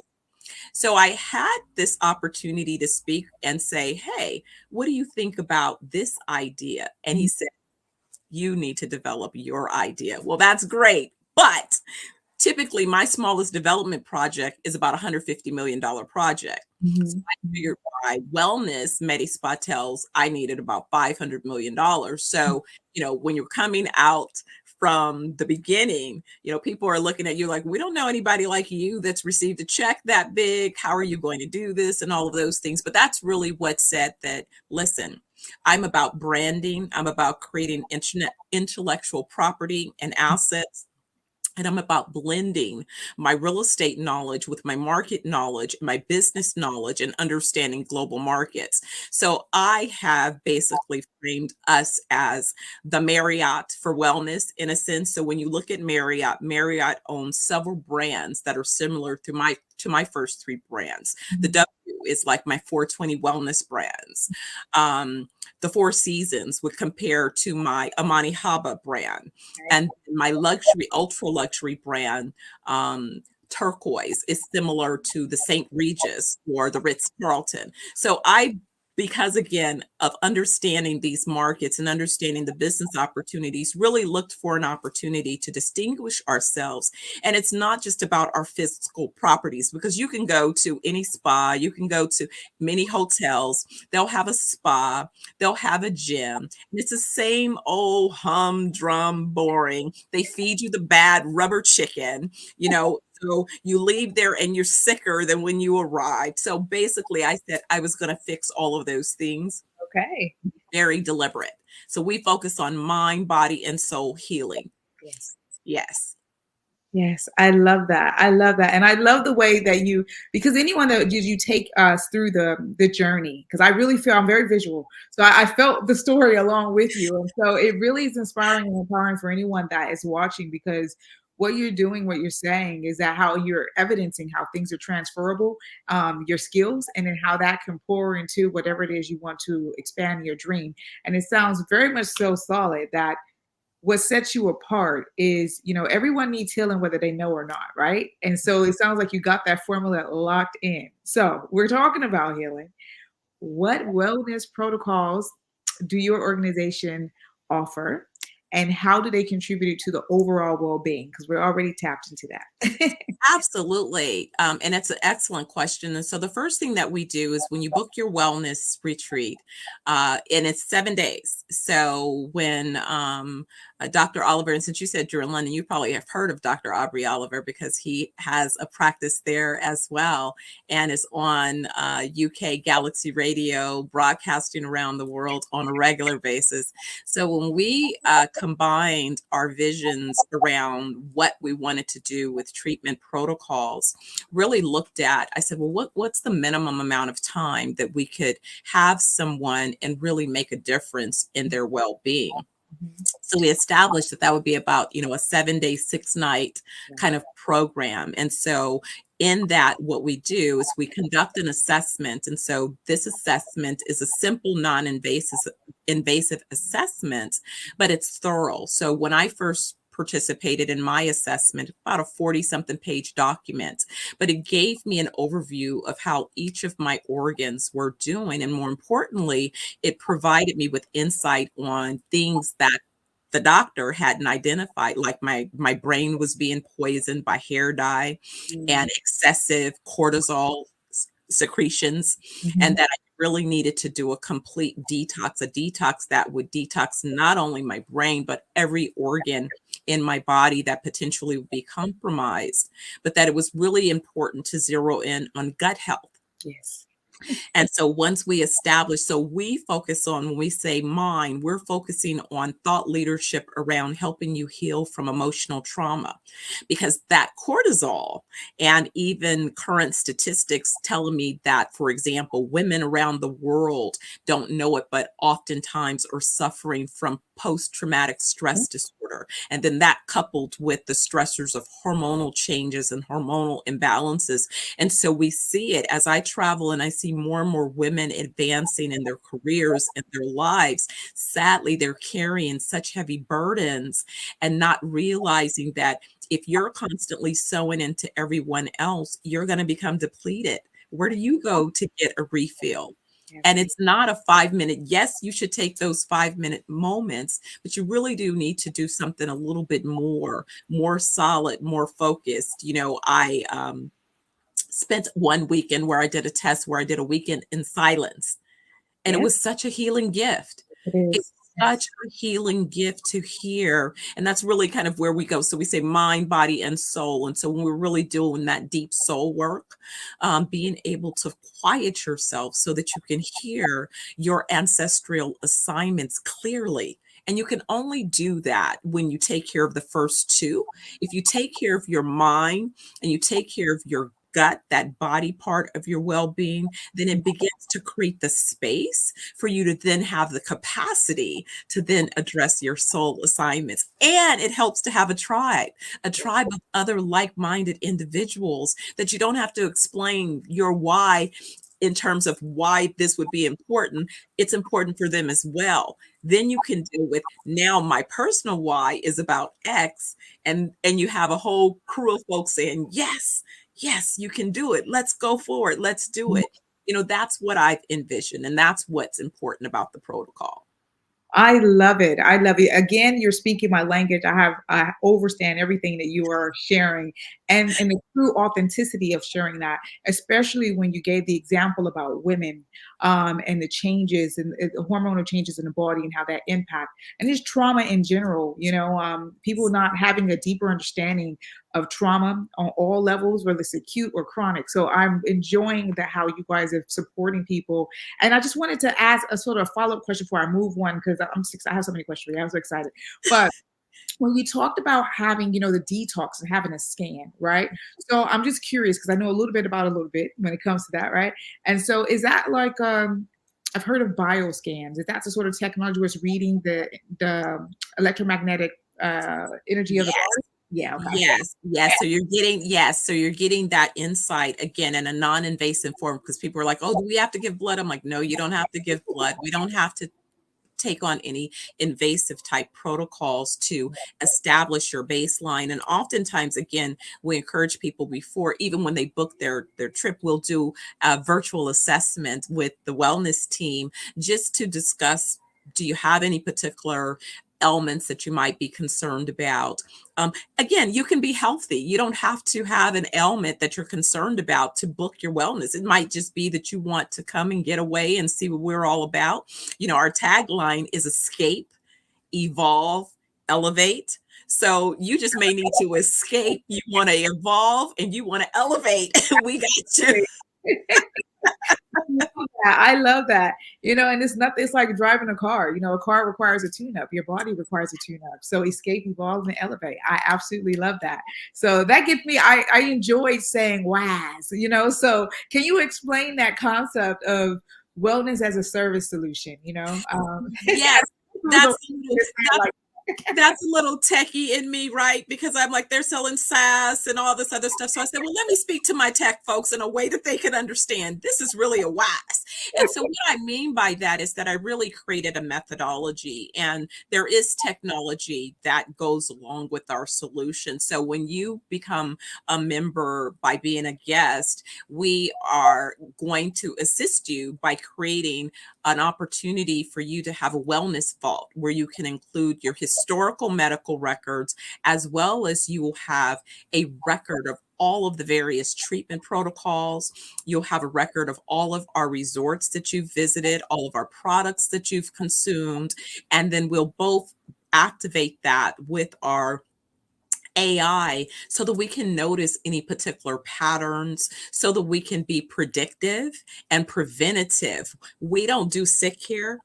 We believe in wellness. Exactly. So we can see markers that indicate that something might be coming along. Perhaps you're taking, prescriptions or something that may conflict. Perhaps something has happened that's caused a spike, a change, an increase of your stress level. Being able to identify and remind you with other opportunities, and more importantly, really having a place where you may come for once a week, or 1 week a year, but we have virtual trainings happening around the world. So you want to take a class? Well, you can take that class virtually. You want to listen to a cooking or food show, or learn about herbs or something that we're offering? We'll have that content available, and all of those things will be available in our NFT.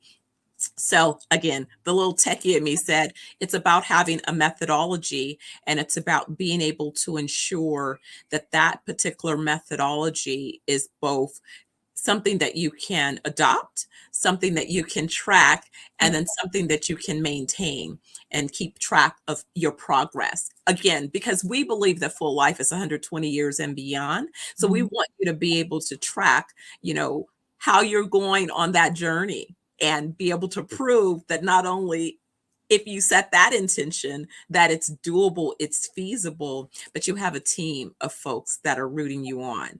I love that. And it's so important, because like here in the UK, when they have like the red book when the kids are born, and the health visitors come and visit. So this is your WAS book, so Yes. to be able to monitor that and you be able to support them along that journey.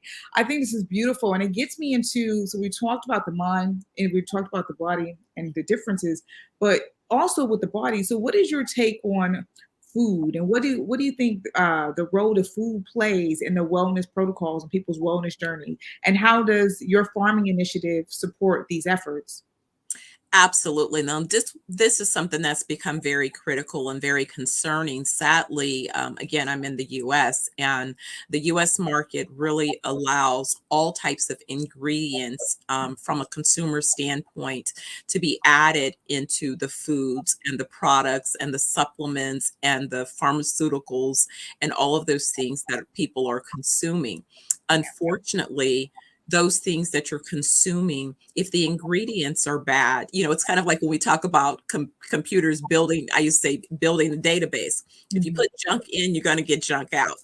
It's the same thing, and what I have really witnessed is that Western medicine has definitely a place. You have an emergency, you're in a car accident, so on and so forth. You have an emergency rupture of an organ or something. It absolutely is valuable and important. But where I see sort of an overreach is where there are lifestyle preventative type chronic conditions that can be addressed. And more importantly, when you see people who have already begun to develop some of these conditions, like I have talk to people with I have a family member who survived 9 heart attacks, bless his soul. And I wonder, it's like, well, have you received any kind of nutritional guidance? And it's no, they're just they're adding another stent, they broke much, it's like, wow, we can really address this. And so it really was being introduced. I remember stumbling across Dr. Grundy, who used to be a heart surgeon, and really his transition into nutrition. And so again, all of these things are now beginning to come up and surface. But here's the thing. I remember the first time I thought I had done pretty well with selecting my supplements. And I showed Dr. Oliver, here's what I'm taking. And literally we threw out pretty much everything that I had on the shelf, because by the time you get to ingredient number 3 or 4, that's the poison. Absolutely. Come on, tell the truth. Yes. That's the poison. And so then the other part was that, Bill Gates and others with their so-called initiatives. Again, I always believe in, my mom said, follow the money and read between the lines. So it became really odd when I noticed that, why would his organization be buying up all of the farms around the world, and in fact, even pushing farmers out of the industry? And what's with all this GMO and seedless stuff? If the thing doesn't have seeds, how is it created? How is it sustainable? And so I'm like, I don't want to be used for experiments. But that's exactly what it is. And I think that it's amazing to me sometimes that my body just rejects anything. I remember when they first started introducing artificial sweeteners. Like everybody else, I guess I didn't know it was any big deal. I tried one in that little pink package and my body threw it up right away. And I was like, okay, I'm one and done. I'm reading the ingredients and I'm like, that's why I didn't need to do this anyway. So avoid. I don't want any food. But again, high fructose corn syrup, all of these, rename it the soon as people become aware of the poison that it is. So with our initiatives, I began to, as I set up our locations, I said, we need to be located on either organic farms or beachfront properties. And organic farms, so that we can control from seeds to souls what it is you're consuming, and be able to certify with a level of certainty that we are not allowing poison to be part of our process.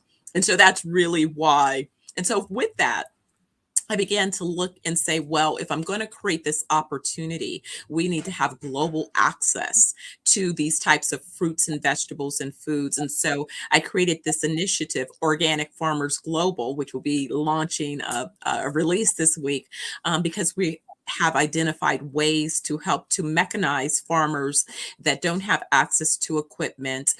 My mission is to train and develop 10 million farmers over the next decade around the world, and to move them from just being at the earliest stage of the business cycle where they're just providing the raw ingredients that then become more valuable further upstream. I'm literally aiming to help them create generational wealth and sustainable businesses and family organizations. So bringing in the background where I've trained thousands and thousands of entrepreneurs over the years on business structures and systems and processes. I'm a Lean Six Sigma Black Belt, so that means I can walk into any organization and improve its processes. So not only do I personally have tools and skills and techniques, I put together a team of A players that have deep domain knowledge across the sectors that are important, but more importantly, about how we deliver our solutions, organizations, businesses. And I felt from the beginning, as someone interviewed me when I was 18 with the business, and they said, well, what are you going to do as your causes and initiatives? And I said, I was going to do things to help kids and to seniors. And I was to make sure that I always had a social impact initiative. And so even when I took time to spend time in the corporate world where I was an executive, developing again my expertise as a real estate developer, so that I qualified when it came to this point, I spent all of that time training and developing entrepreneurs. So I always had, on a parallel path, a give back initiative. So I'm not just talking about it, as the young people say, I got the receipts. You got exactly. You got plenty of receipts, and I'm looking at the time. I'm like, oh my god, we could be on here for hours. But I have two relevant questions for everyone. Pause that for a second and just hone in and recap what you were saying about food, because it was so potent and so powerful. Because you're talking about wellness, and what you're saying is getting. Well, I think you said seed. I heard soul. You might have said okay. So the souls. The souls. And to me that resonates so well. And for everyone out there watching and catching the replay, what you are saying at a very baseline is that's your route to health, is how you feed the body. And I've heard you say about the ingredients. You get to ingredient number 3 and it's not for you. And that authenticity, that truth, even your own journey, I think is inspirational, sharing that as well, because, people get into routine about what life is, right? Or into a trend. In actuality, when you have preventable things, as you were saying, it's when you see people are passing away because of preventable diseases. This is why even your initiative is even more important. Just my observations from that. But thank you for that, for sure.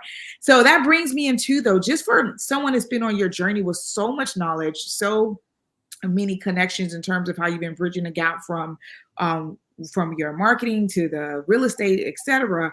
For anyone on a wellness journey or on a business journey, I mean, what would you say were some of your challenges and sort of that they should look out for to help you excel, feel forward? It's some of the same things that tend to come up. I've found myself being the first in many organizations. So when I was the first Black person in an executive position in every organization that I've ever entered, it seems, sadly. And that place of coming in with a certain level of excellence, just that, because that's who I was, early on, before I had all of the so-called advanced credentials. I was excellent at 18 when I won my first contract with the California State Library Association right out of high school. So I've been excellent for a long time. I had people evaluating me early going, well, you don't have this degree, you don't have that degree, but I'm advising you. How about that?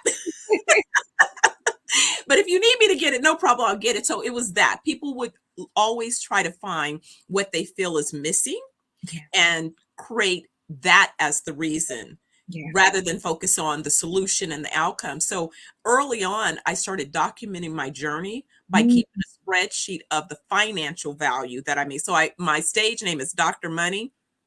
Not only because I have a DBA with an emphasis on venture capital, which is money, Dr. Money, but because I looked at every organization that I touched and the money that I save for every organization. And like you said, I kept a track record of those things because that's what kept me in those doors once I entered those environments, and had to deal with all of the other politics and all of those other things. And so now, as I'm out on the world raising capital, people are sort of gloss over when I said, well, my seed raise is $100 million. And they're kind of looking at me like you have the audacity. I'm like, listen, $150 million, $100 million is smaller than what it would take for me to build one project. And I'm buying 8. Right. Clearly, there's a genius in what it is that I'm talking about. And if you look at this value of this portfolio and the IP, the way that I put it together, that 100 million is a multi-billion-dollar organization, global organization. Mm-hmm. Mm-hmm. Not guessing, valuation there to support it. So, again, but they're like, well, we're not used to anybody that looks like you talking about this. I said, but I have not just, as they say, the credentials, I have the experience. The experience. Absolutely, Dr. Steph. Oh my God, we don't have enough time, but hold on. Because you're getting into an area as well that I would love to dive deep. So you definitely have to come back again because there's so much knowledge with you and it's such an inspiration. But when we get into, being a person of color and how you are moving through business and what that means and the challenges, it's just inspirational to hear your story, and how you documented and continued, because there would have been those challenges there. And so, no, thank you for sharing that. I really, really appreciate it. And I think, with all these projects you have going, right? So how do people, it's going to be a multi-layered question. How do they get involved?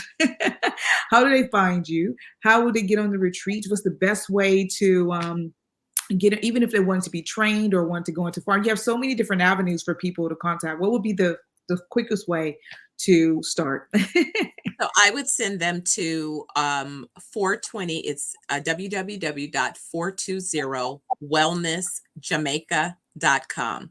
You can start there, and that's where you can identify, us, get a little overview of the initial organizations that are opening, and get on our email list. Mm-hmm. We'll be putting information through that location. The Organic Farmers Global is organicfarmersglobal.com. So between those two locations, if you're interested, if you're a farmer and you're looking to find resources and how you can have assistance with growing your production, if you have equipment that you'd like to learn about monetizing, that would be the location to find your way as part of that particular initiative. So 420 Wellness Jamaica, I want you to book your wellness week. And then if it is that you're interested in the global farming, Organic Farmers Global. That is absolutely amazing. And do you do any form of coaching yourself? Do you coach businesses or individuals, entrepreneurs? Yes, I am beginning to accept very limited clients. You got to be ready to be a growth player though, because I'm an A playing coach.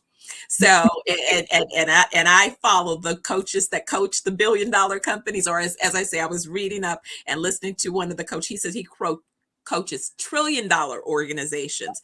So, if that's who I'm paying attention to, right? I'm like, let's go. I want you to play at a level that is definitely a level that will allow you to create generational wealth.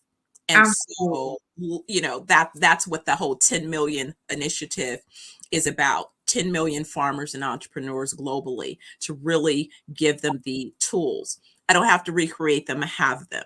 So I can just give them and train you through a process that will produce outcomes. Because remember, I keep the receipts. So I want to measure, because guess what? I tell people, look, if I gave you a strategy and that strategy is not working, I know how to pivot and fix it. So it's no problem.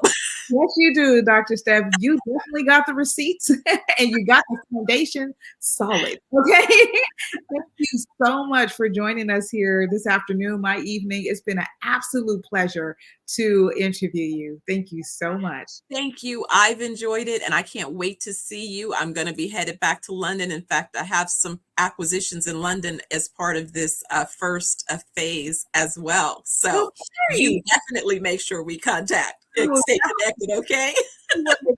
Thank you so much. Jean is coming, and I'll see you on the other side. Thanks again. No worries. Thank you. Oh, what a beautiful soul. The Black Business Expo mission is to raise funds for high school seniors going to college or K through 12 entrepreneurs. This expo is for a fundraiser for students. You may go to the Black Business Expo USA.com to donate to the scholarship fund or use the Cash App somewhere on this screen. Our goal is to give laptops and up to $5,000 to 10 students, and students can register online at www.blackbusinessexpousa.com. Remember, every dollar counts, so we want to remind you to donate to the scholarship fund.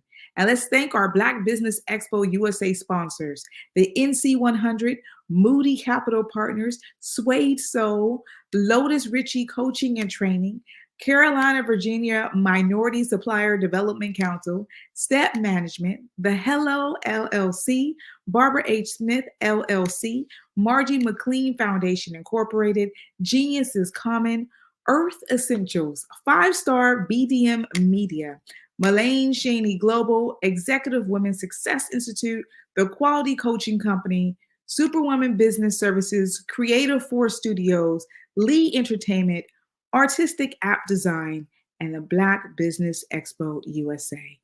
Genius is coming, and I'll see you on the other side.